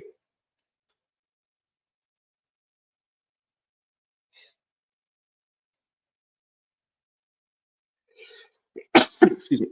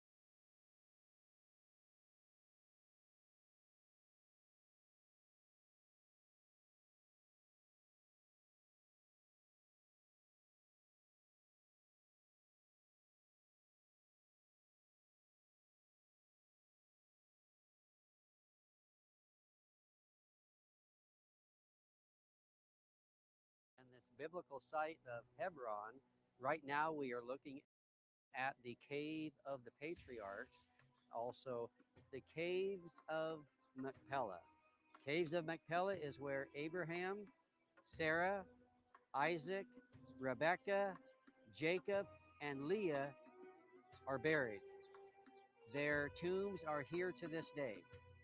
Now, because this is such an important place, because the patriarchs, as we call them, the founders of our faith, Abraham being the father of our faith, and then his offspring, because this is so important, this site has been preserved.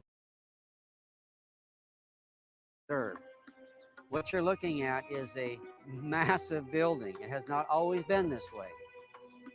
Abraham bought the caves, and then he would be buried there, his wife, and then his children and his daughters-in-law. So David, because David reigned here for 7.5 years, right up on the tail up above up here, we'll point it out to you, then he would preserve this. And then Herod the Great, what you're seeing here is what Herod the Great built. And so Abraham bought this. He bought it, really his first possession in the promised land. And then God would give him all of the promised land. So we are going to be going up here and exploring this and going inside here and seeing this. And then we're going to be afterward doing a Bible talk about the things that happened right here in Hebron. So I think you're going to find this very, very special. So you ready to explore this?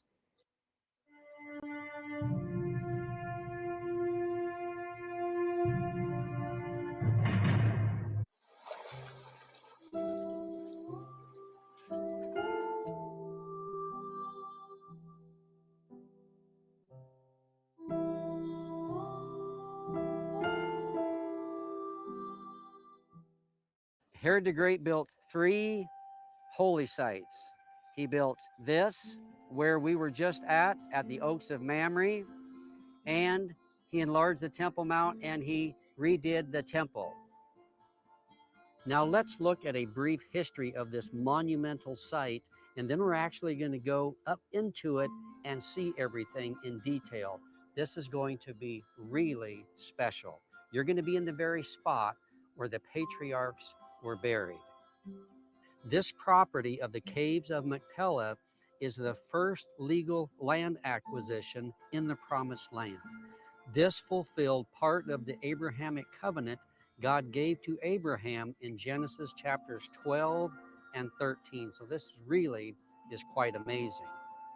It began to be venerated during the time of the patriarchs who were buried here. Then King David preserved it so it could be remembered and venerated as well. King David was from around 1000 BC.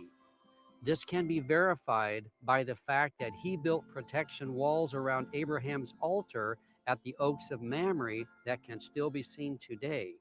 So it's very likely he would have done the same here at this site. We must realize that Abraham and the patriarchs are monumental in importance in God's master plan. So this site was set aside and valued to an extent that is hard for us to understand. And in fact, it is the second most venerated site to the Jews, the first being the Temple and the Temple Mount. So all throughout the Old Testament period, it would be venerated. This can be verified as there have been found in the caves pottery and artifacts dating back to King David's time and 700 BC. Then Herod the Great, between 31 to 4 BC, built massive walls around the caves, including a floor about halfway up the walls covering the caves. It had access from this floor down to the caves. Later, during the Muslim period, the access would be closed off. Herod built the walls around the caves using the same building stone style as the Temple Mount platform, and the structure he built just a short distance to the north of here at the Oaks of Mamre, where Abraham built an altar. So what we're seeing today, these walls and this structure, is from the time of Herod the Great, 2,000 years ago. And in fact, it is the oldest surviving structure in its entirety complete that Herod built. Now, after the time of Herod, during the Byzantine period, in around 325 AD, Christians built a basilica church on top of the floor inside the walls of the structure Herod built. Then during the Muslim period, in around 650 AD, the Basilica Church and site were converted into a mosque. During the 10th century, an entrance was pierced through the northeastern wall, some distance above the external ground level, and steps on the southern side of the structure were built going up to this entrance on the northeast corner of the structure. In 1100 AD, after the area was captured by the Crusaders, the enclosure once again became a church. During this period, the Byzantine church and other buildings were remodeled and given new gabled and vaulted roofs with elegant windows. Most of the internal buildings that can be seen today are from this Crusader period. In 1188 AD, the Muslims once again conquered the area, and at this time, they reconverted and remodeled the enclosure into a mosque. However, they did allow Christians to continue worshiping here.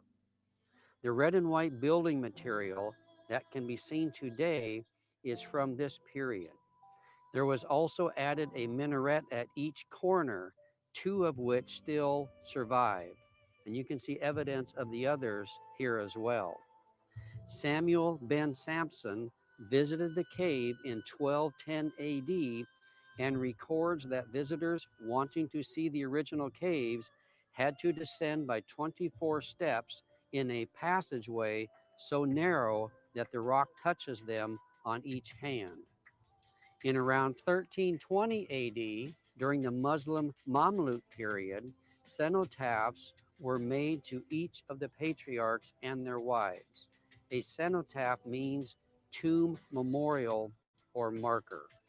These cenotaphs were evenly spaced out on the floor inside the structure. These markers are not directly over the tombs, but are just markers. There are two caves side by side where all the patriarchs and their wives are buried. However, the tomb marker of Abraham is directly over the caves.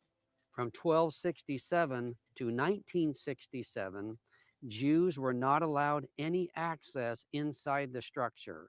They were only allowed to approach as far as the seventh step on the southern steps of the stairway that led up to the northeastern corner access of the structure. In 1967, after the Six-Day War, the Jews tore down the southern stair access. However, you can still see evidence of it today. So what we see is that this site has been venerated for nearly 4,000 years. This is really quite amazing. Now we'll talk about some of the discoveries of the caves under the building a little later when we go inside the building.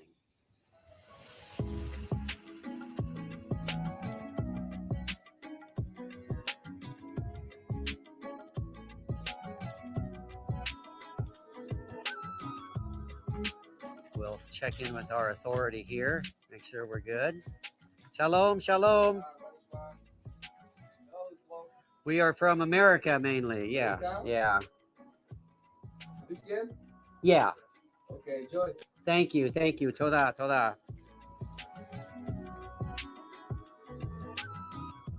Now, what's really interesting as we approach up here is this was a side hill. You can see it, right? It's a side hill. It's bedrock. It's a lot of limestone, but it's bedrock. It's solid. And so there were these caves up here. So it was an excellent place then for burial because it's not going to be loose dirt cave like that. It's solid rock type cave. And as we walk over here to the entrance, we'll be able to see some caves. Now you can see these Herodian stones, right? Once again, I mean, Herod the Great, he was a master builder. Unbelievable. It used to be kind of open, and then they have enclosed it over the top over the years. Once again, one half of it is a mosque, and the other half is a synagogue. And so one side, you look at the tombs, then the Muslims will look at it from the other side. But it is barred off, and what you're seeing are the monument to the caves, but the caves are way down below. They're way down deep. We're going to be about halfway or so up. So let's say a shaft that will go down to the caves. We don't go down into the caves. So what would happen is then they would put the bodies into caves, and then in time, a year or so, they would decay, and then they just have the bones, and then they would then put the bones with the other bones, so to speak. So that's when it talks about being gathered unto your forefathers. That's where they would then gather the bones, and then all the bones would be put relatively together. Yeah. In families. Yeah. So what we're seeing here, they've been brought up from the caves, or it's just a monument? It's just a monument over the caves. Yeah, just a monument over the caves. They have accessed the caves on occasion, but very rarely. I mean, they know they're there. There's no doubt about that. And so now they're just monuments on top of where the caves are going down. So you can see right here what the side of the hill would have looked like. So the tombs are going to be farther in. You can see some caves going down there. So once again, it was the formation was solid, almost bedrock.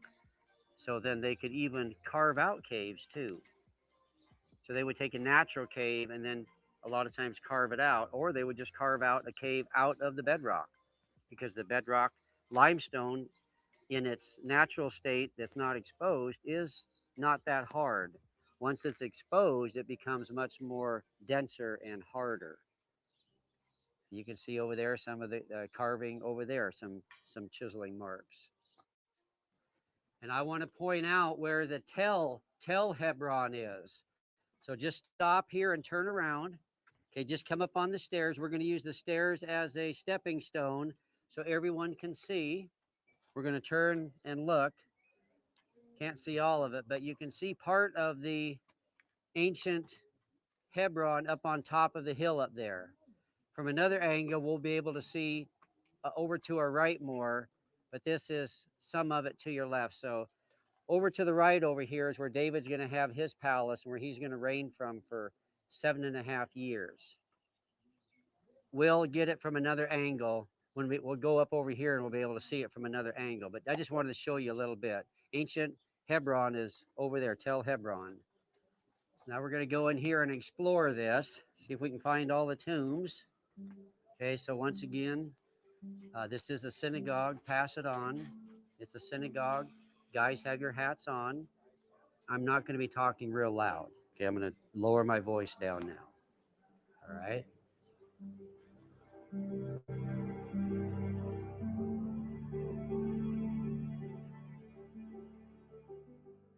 We'll try to stay cozy as we go through. So this is a functioning synagogue. It's a lot of it is there's different compartments up here. This is a huge building. So this is a place of study right over here to your right.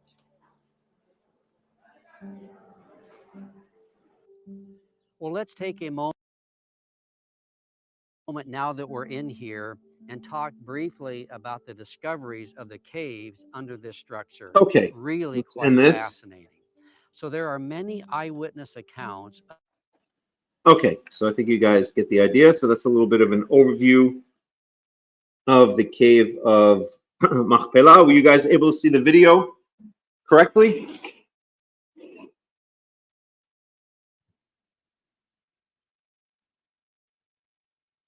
Can you guys hear me? Okay, very good. Okay, we're going to go for a little while longer. We'll go for maybe, I don't know. I'll try to get through Genesis 24.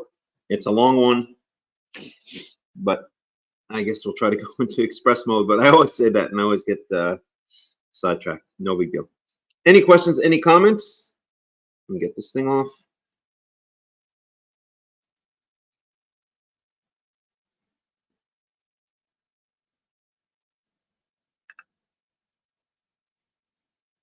Okay.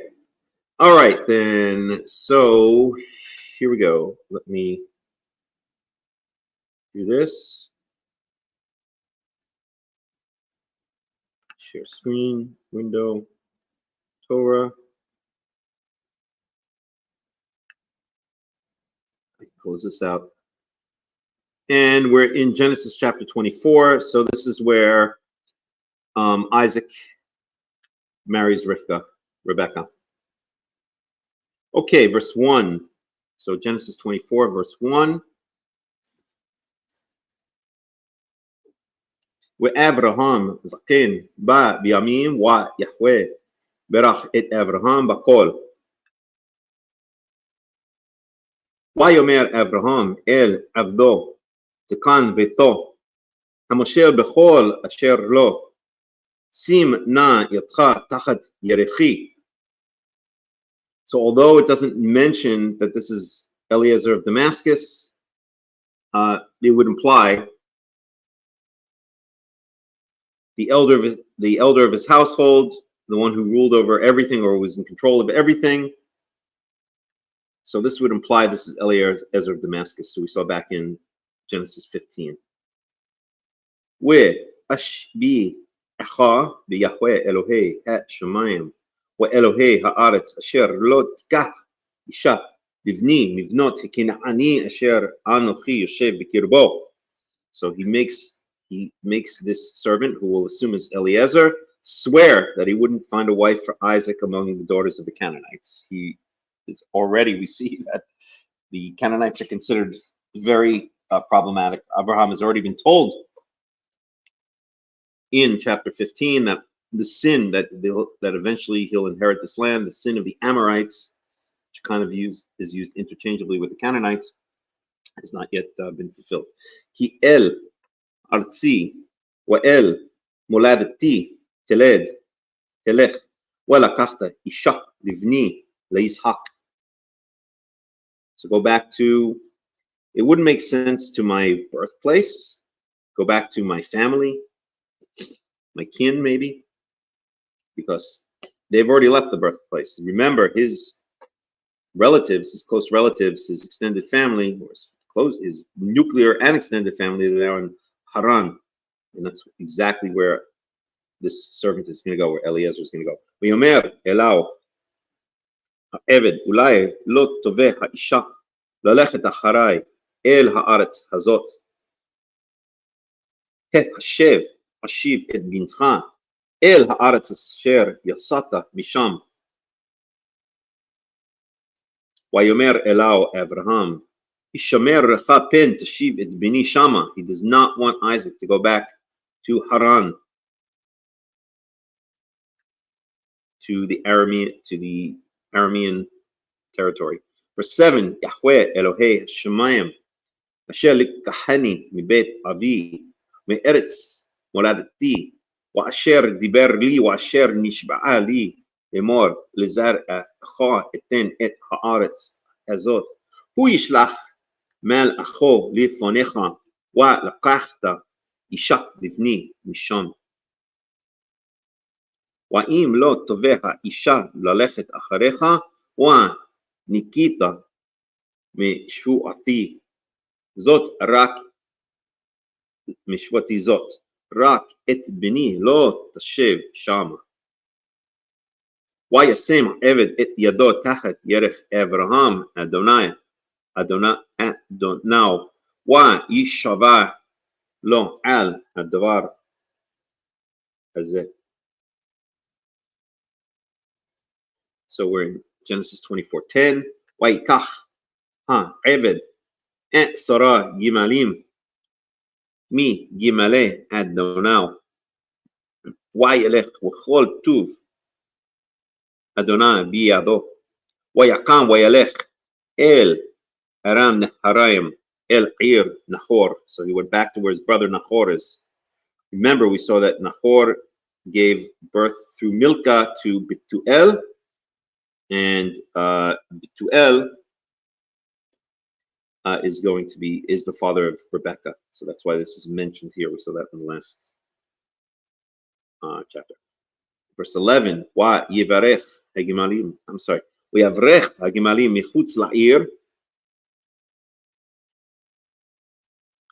אל באר המים לעת ערב, לעת צאת השואבות. So here's going to be the test.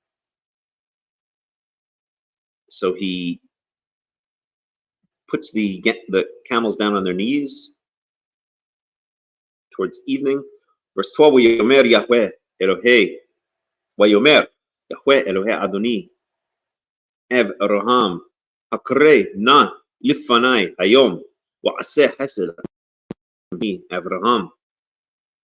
So the servant, whoever he is, ostensibly Eliezer of Damascus, really seems to be loyal and even love his master Abraham.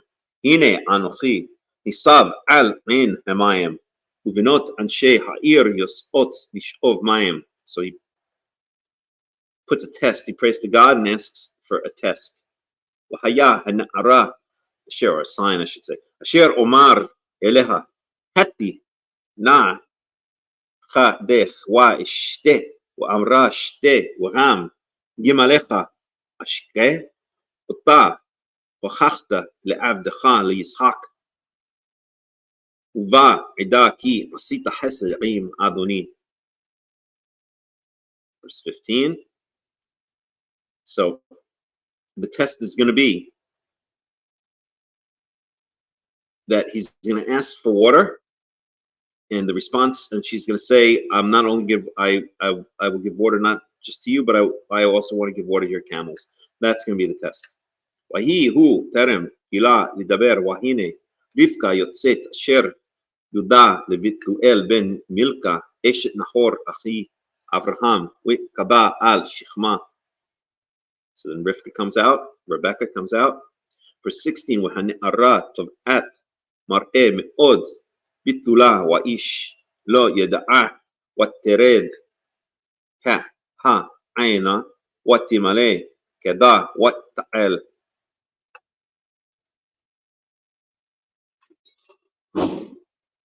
Verse 17,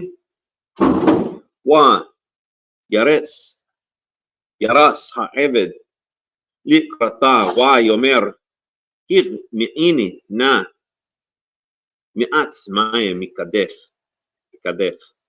Ma'ini, I think this is one of these words which only appears once, perhaps, only twice.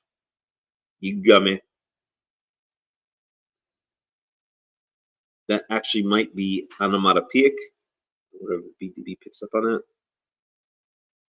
Well, can you close the door, please? Figurative of horse in swift gallop. This is possibly denominative from guma. Pit alo, okay. Can you close the door, please? Okay. Why do I say it's onomatopoeic? Because gama sounds like swallowing, like. Verse 18. ותאמר שתי אדוני ותמהר ותורד כדה על ידה ותשקהו. Verse 19. So this is the test being fulfilled in verse 18. She said, Rivka said, drink, my master. ותמהר ותרד כדה על ידה. And she quickly took the jug off of her, or took the jug, brought down the jug into her hands. Where was it? It was on her shoulder, it says. Tashkeu, and gave him to drink. תאכל להשקותו, ותאמר גם לעמלך אשאב עד אם גילו לשתות. And when he had finished drinking, she said, I'm also going to draw water for your camels. And I'll keep on doing, again, I'm paraphrasing here a little bit just to get the flow in English. And I'm going to draw enough water for your camels until they're done drinking. Or keep on drawing water for your camels until they're done drinking. Verse 20.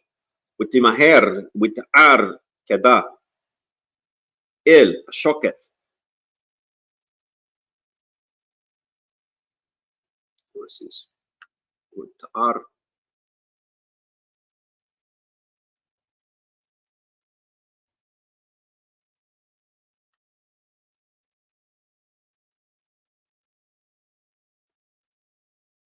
One second.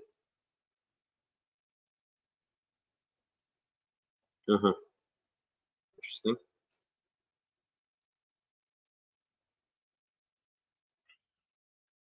Okay. Shushi boy, don't drive me crazy now. Cat start to ask for food again. 1 second here. Okay. The idea.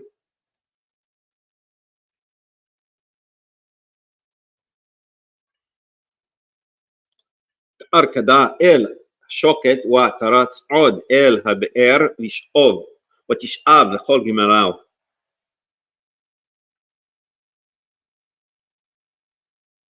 Okay. Hold on. I just want to see something myself.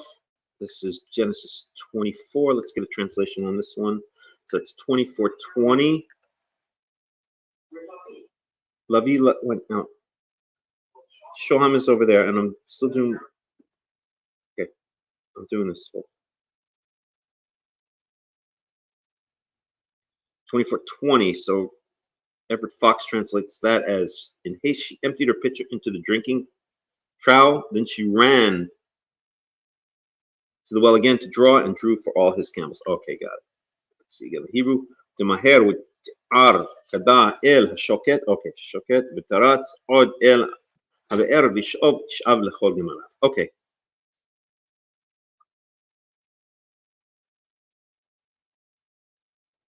Okay, I think it's pretty self-explanatory. Let's go on. Verse 21. והאיש משתאה לה מחריש לדעת הצליח יחווה דרכו אם לא. Look at this word again, משתאה. So that only occurs once.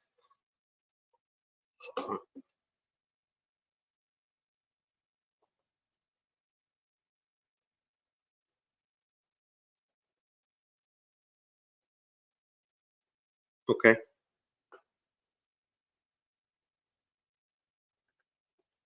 Verse 22. ויהי כאשר גילו הגמלים לשתות ויקח האיש נזם זהב בקע משקלו ושני צמידים על ידיה 10 זהב משקלם. So now he places jewelry. He realizes that Yahweh has chosen, has shown that this is the woman for Isaac, and he places jewelry on her.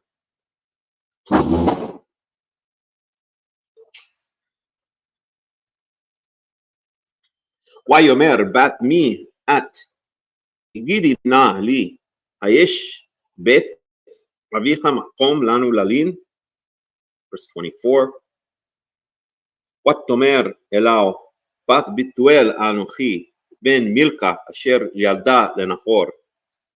So she identifies herself, her genealogy. ותאמר אליו גם תבן גם מספו רב עמנו גם מקום ללון.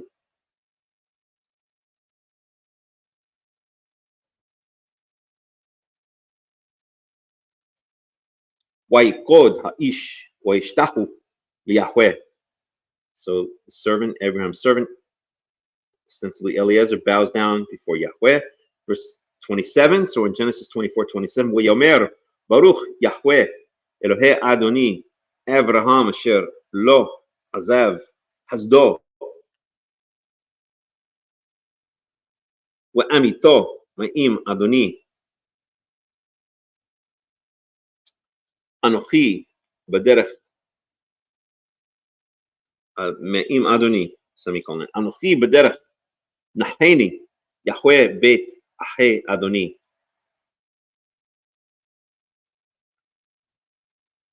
Okay, hold on. I have to put the cat outside because he's driving me absolutely crazy. Come here, Shoshi boy. Come here, you. Come, you can go outside for a little while. Come here, you. Come here. What are you doing? What are you doing? Out.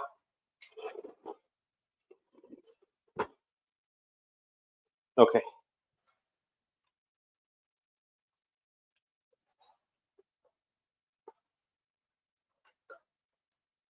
Okay, verse 28.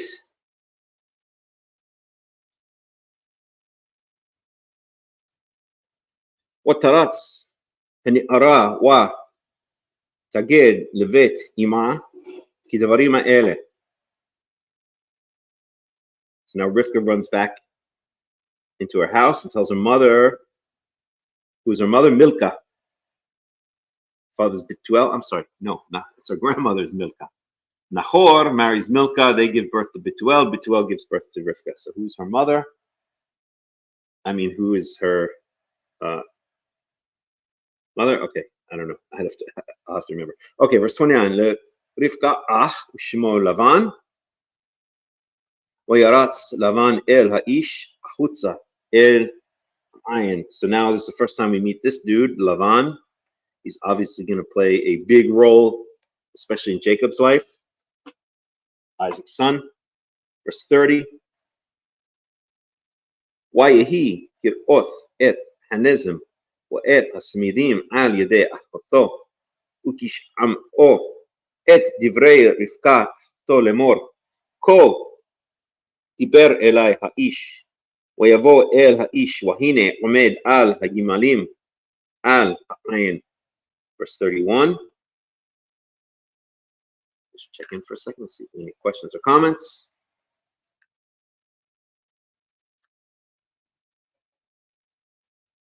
ויאמר בו ברוך יהוה למה תעמוד בחוץ ואנוכי פיניתי הבית ומקום לגמלים. Just have to get a translation for that. So that's verse 31. Go with Everett Fox. Come, you who are blessed by Yahweh. Why are you standing outside? I myself have cleared out the house and a place the camels. Hebrew again. Mer bo baruch Yahweh lam ta'amud b'chutz v'anochi piniti habayit. Okay, verse 32. Wa yavo ha'ish habayta wa yifatah hagimalim wa yiten teven umispo legimalim. Teven is straw. Mispo, they translate as feed. Sometimes it's fodder. Ulegmalim umayim lirchotz regalau uragle ha'anoshim asher ito. Verse 33. ויושם לפניו לאכול, ויאמר לא אוכל עד אם דיברתי דבריי, ויאמר דבר.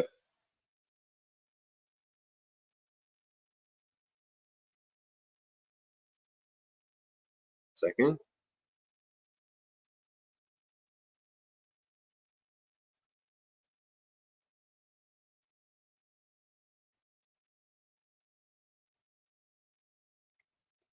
אך לבן ויעץ, האיש כראי כאות תתנז.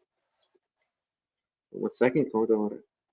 האיש יבוא אל האיש. האיש הביתה. ניתן מספר ימים. אנשים שם לפניו לאכול ויאמר לא אוכל. יאמר דבר. So here it says, he said speak. I guess it's maybe implies Lavan, but not necessarily. Okay, verse 34. Vayomer Eved Abraham Anochi. Yahweh Berach et Adoni Meod. Vayigdal Vayitenos on Hu Bakar Wachesef We Zahav We Vadim Ushfahot Gimalim Gimalim We Hamorim. So now this is Abraham's servant, again, probably Eliezer telling his story. Wateled Sarah Eshet Adoni Ben La Adoni Ahare Zik Nata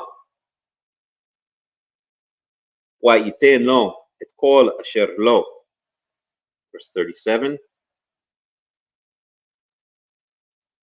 Wayash Bi'eni Adoni Lemor Lo Tikach Isha Livni Mivnot HaKina'ani Asher Anochi Yoshev Be'aretzo. So again, this is Eliezer, ostensibly Eliezer telling the whole story.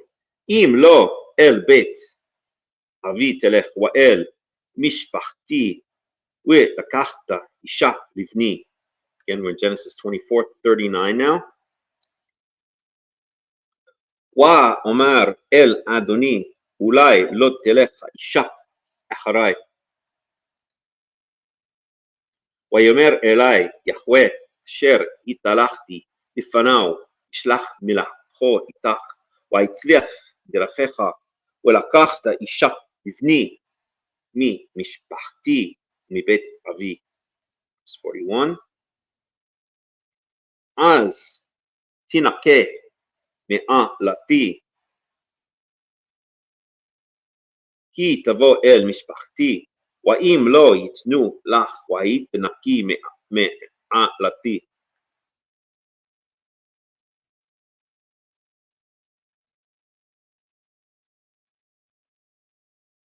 Yes, I know. Yoshi Ben, that's a bunch of baloney. Absolute bunch of baloney. Verse 42. Wa'avo hayom el ha'ayin wa'omar Yahweh Elohei Adoni Abraham im ishcha na matzliach darki asher anochi holech aleha. Verse 33. Hine anochi nitzav al ein hamayim wahaya alma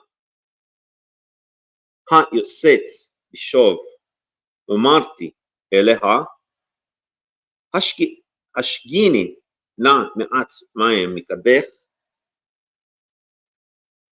ואמרה אלי גם אתה שתה ורם לגמליך אשאב היא האישה אשר הוכיח יחווה לבן אדוני Verse 45, אני טרם אכלה לדבר אל ליבי, והנה רבקה יוצאת וחדה על שכמה ותרד עינה ותשאב ואומר אליה השקיעיני נא. Verse 46, ותמהר ותורד כדה מעליך ותאמר שתה וגם מעליך מעליך אשקה ואשת וגם אשקה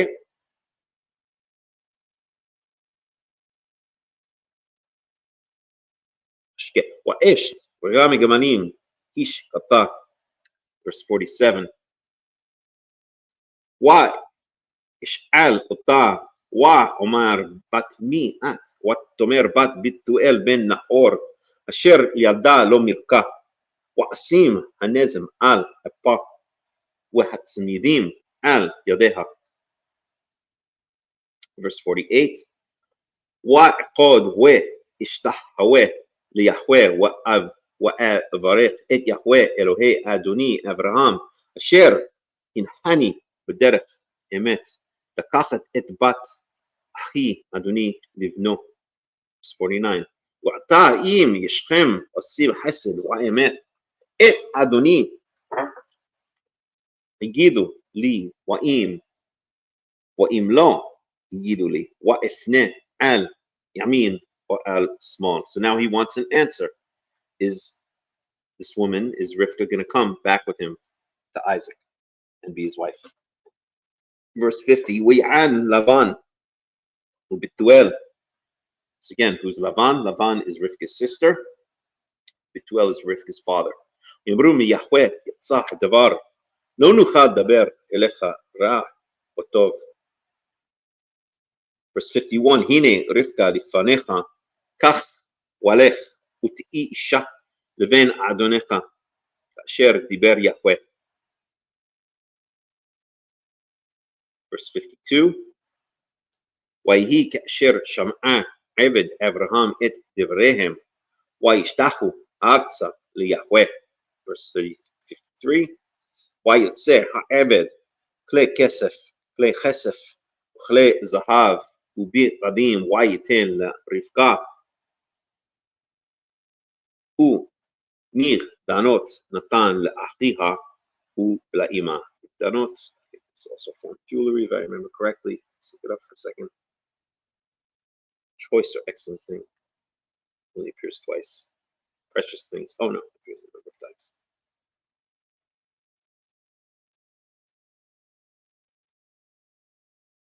Okay.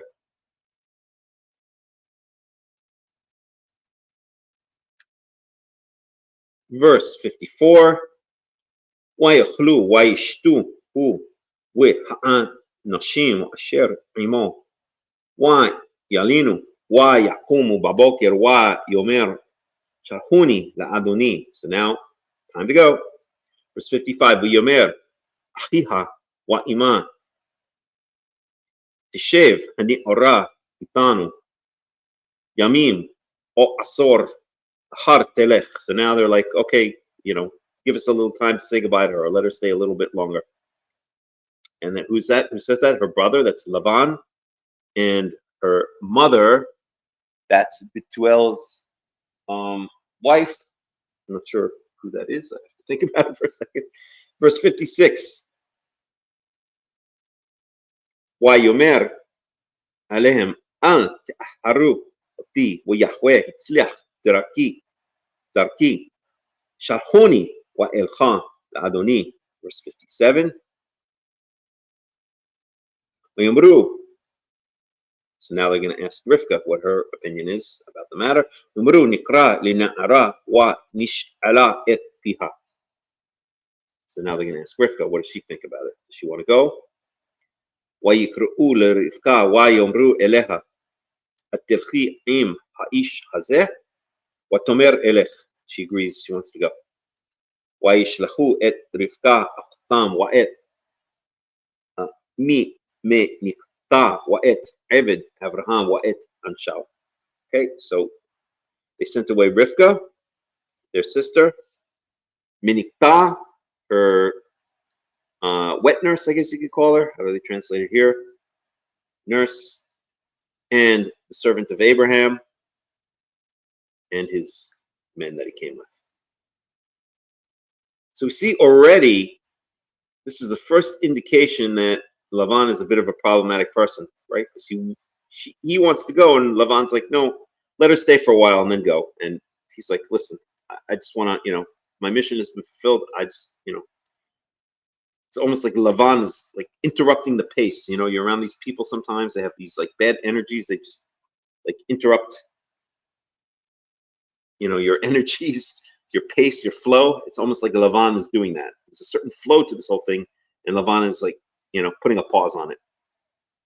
Verse 61. وَتْقَمْ رِفْقَا وَنَعْرُتَهَا وَتِرْكَبْنَا عَلَى الْجِمَالِيم وَتِلَخْنَا أَحْرَى האיש وَيِקח העבד את רבקה וילך. So now Rivka goes with a bunch of her maidservants, literally her youths or her female young people, but it really means maidservants. And they got on top of the camels and rode away. Verse 62. וישחק בא מבוא באר לחי רועי והוא יושב בארץ הנגב. Okay, so now we have another placement. So this time it's Yitzchak. Where was he? He was in Be'er Lahai Ro'i.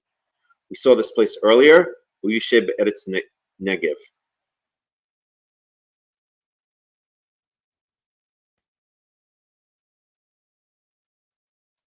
So we'd have to pick this apart. Is he living there? So remember, so Abraham, last we left him, was where? In Beersheba.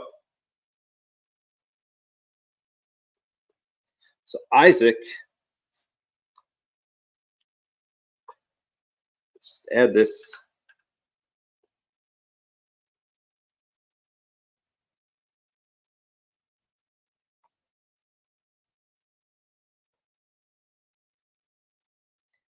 So I guess he was living in the Negev. I guess he was, it's not clear. Was he living in Beersheba? I don't know. I'm not really sure what to make of this.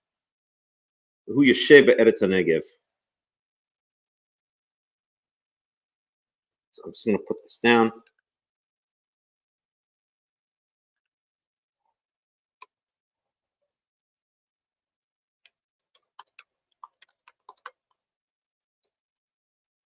This is Genesis 24:62.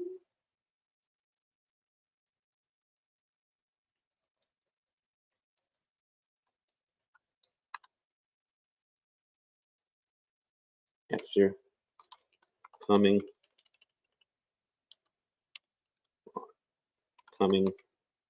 from trip to Be'er Lahai Ro'i.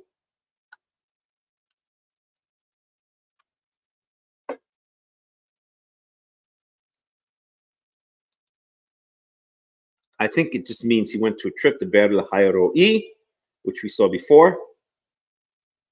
And he was dwelling in the land of the Negev, perhaps also in Beersheba, where Abraham was dwelling. Beersheba is definitely in the Negev.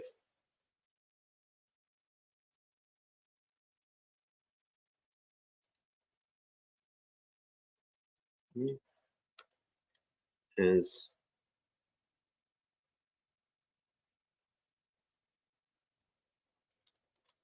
this is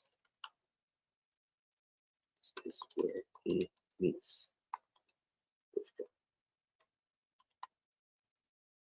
Okay.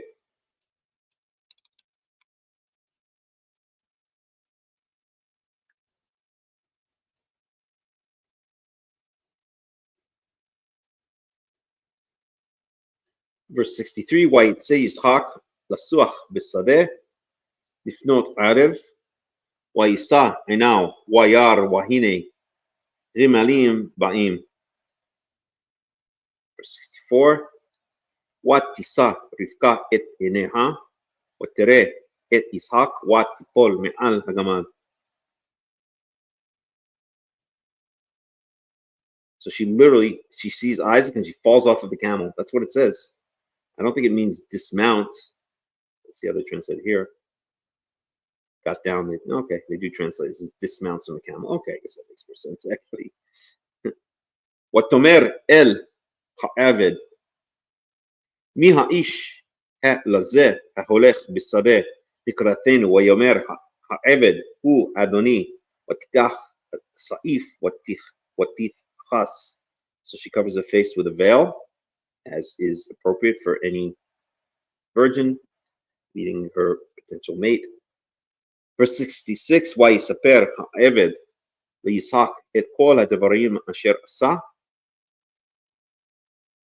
ויביאה יצחק האוהלה שרה עמו, ויקח את רבקה ותהי לו לאישה, ויאהביה, וינחם יצחק אחרי עמו. So that is a beautiful verse. 67, Yitzchak brought her into the tent of his mother Sarah. Remember, Sarah had died. The name of this parsha is Chayei Sara. In the beginning of 23, of Genesis chapter 23, it's known that Sarah dies. So now Rivka is kind of taking the place.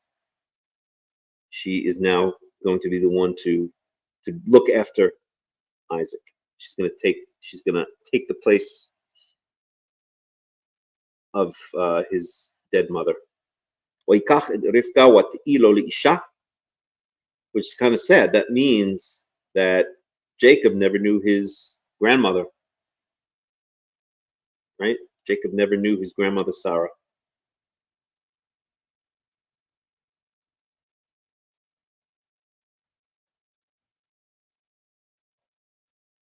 So let's think about that. Jacob's grandfather, Abraham,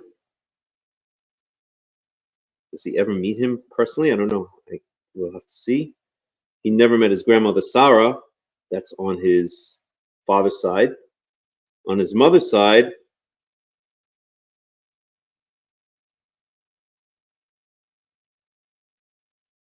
so Jacob's mother is Rachel.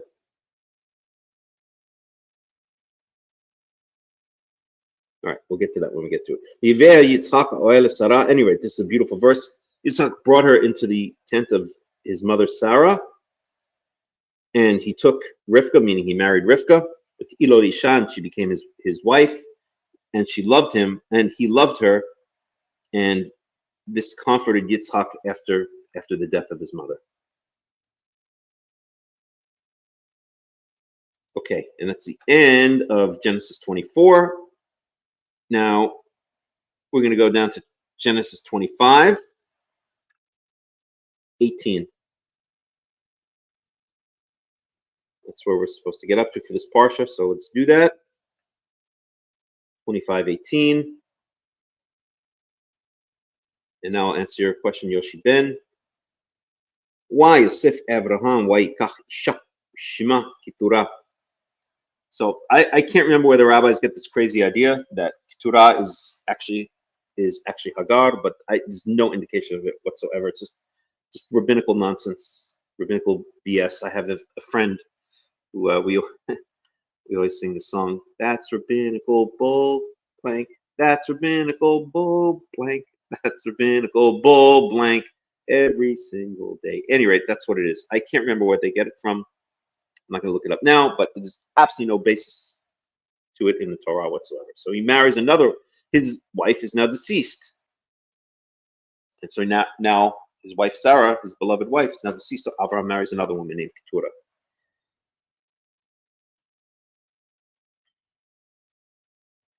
وتلد له את זמרן ואת ישכן ואת מדן ואת מדיין ואת ישבק ואת שוח. So now we get the descendants of Abraham through Keturah. My name.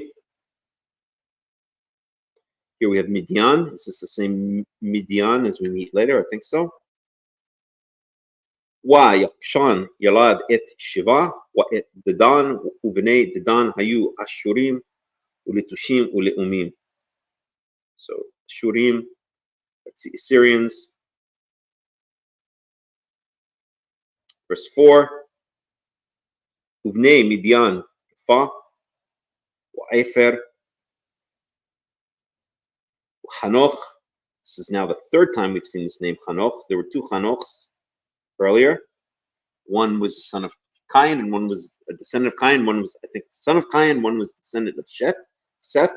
Avidah Elda'a Kol Ela B'nei Keturah. Verse 5. Vayiten Avraham Kol Asher Lo LaYitzhak. So Abraham gives his inheritance, everything to Isaac. Ulivnei hapi lafshim asher leAvraham natan Avraham matanot wa yisharhem me'al Yitzhak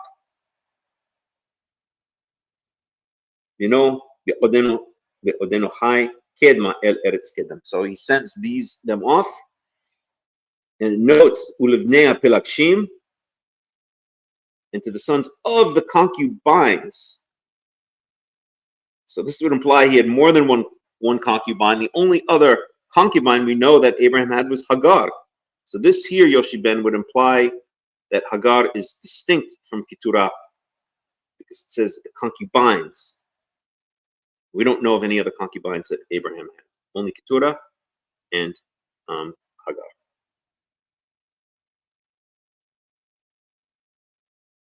Okay. So here's the proof right here that the rabbis are full of baloney. Genesis 25:6.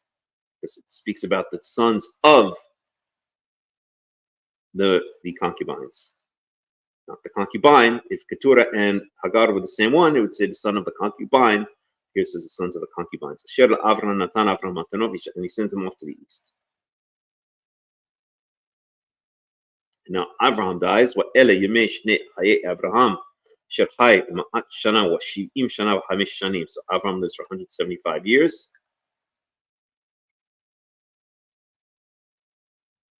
Yamath Abraham Seva Toba Zaken Seva Waye Asef El Amal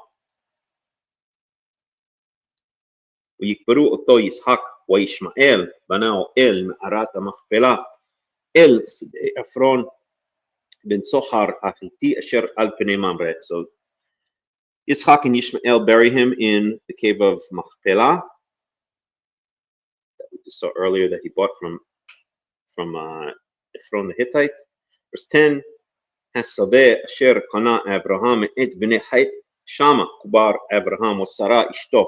Verse 11. Wayi Ahare Moth Abraham Wayivarech Elohim et Yitzhak Beno Wayeshev Yitzhak Im Be'er L'Chai Ro'i. Okay, so now we have Yitzhak dwells in this place, Be'er L'Chai Ro'i.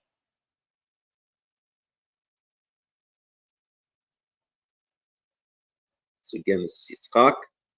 Let's add this. This is Genesis 25:11.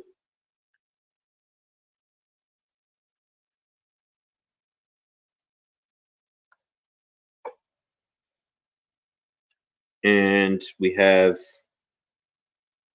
his dwelling in Be'er L'Chai Ro'i.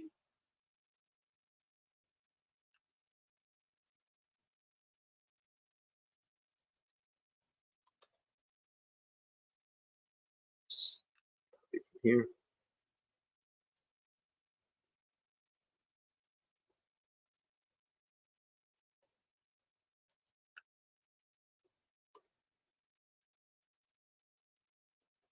After death of Abraham. Okay.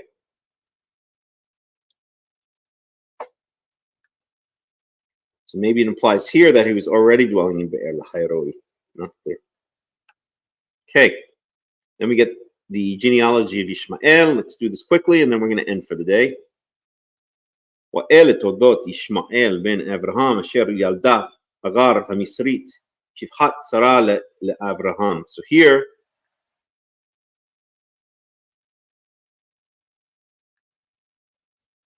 she's called a Shifcha, which is very similar to a Pilegesh, and the fact that it speaks about the Pilagshim, and here it speaks about descendants of Ishmael, I would again say that this implies that it's another proof that Keturah and Hagar are not the same. ואלה תולדות ישמעאל בן אברהם אשר ילדה הגר המצרית. And also we have here, if Hagar was the same as Keturah, then when we have the sons of Keturah, why would it not mention Yishmael, right? Unless you want to say, well, this means only the ones afterwards. I mean, it's just absolute garbage. It's sickening, honestly, that the rabbis have nerve to say such nonsense. אלה תולדות ישמעאל בן אברהם אשר ילדה הגר המצרית שפחת שרה לאברהם. Verse 13, ואלה שמות בני ישמעאל בשמותם לתולדותם בכור ישמעאל נביות וקדר ועד באל ונבשם. Verse 14, ומשמע ודומה ומסע. It's interesting, he was called Ishmael, his son is called Mishma. Same root. Listen. Wahadad, Watema, Yitur, Nafish, Wakid, Ma. Oops.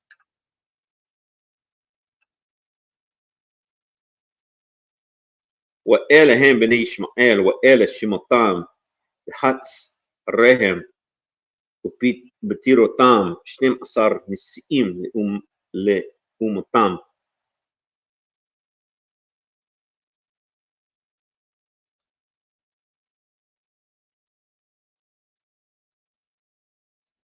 Verse 17, ואלה שני חיי ישמעאל 100 שנה ו30 שנה ו7 שנים, 137 years of age.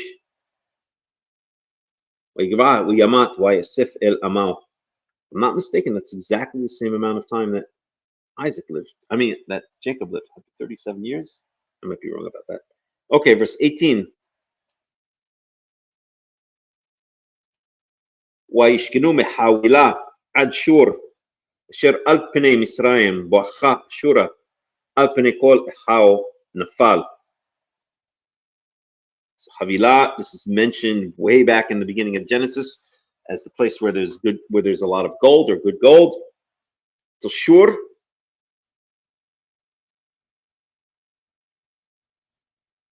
Pnei Mitzrayim, so on the border of Egypt, as you go towards Ashura, as you go towards Assyria. So basically, so Assyria is up more to the northeast. And Egypt, of course, down south, so on the border between the two. Al-Pinikol Nafal, and he fell upon the face of all of his brothers, as was prophesied earlier. Okay, and that brings us to the end of this parsha. That's Genesis 25:18. We're going to end it here. Any questions, any comments before we finish it off for the day? Honky white boy cracker. Yoshi Ben, any questions, any comments? Ruben S. Scurry. Okay. All right, then we're going to end it for the day. And I thank you all for joining me. It's been a long study, 4 hours. That's plenty. And Be'esarat Yahweh, we will pick it up again next week. We'll go out with a little bit of music, as always. And we will see you guys Be'esarat Yahweh next week.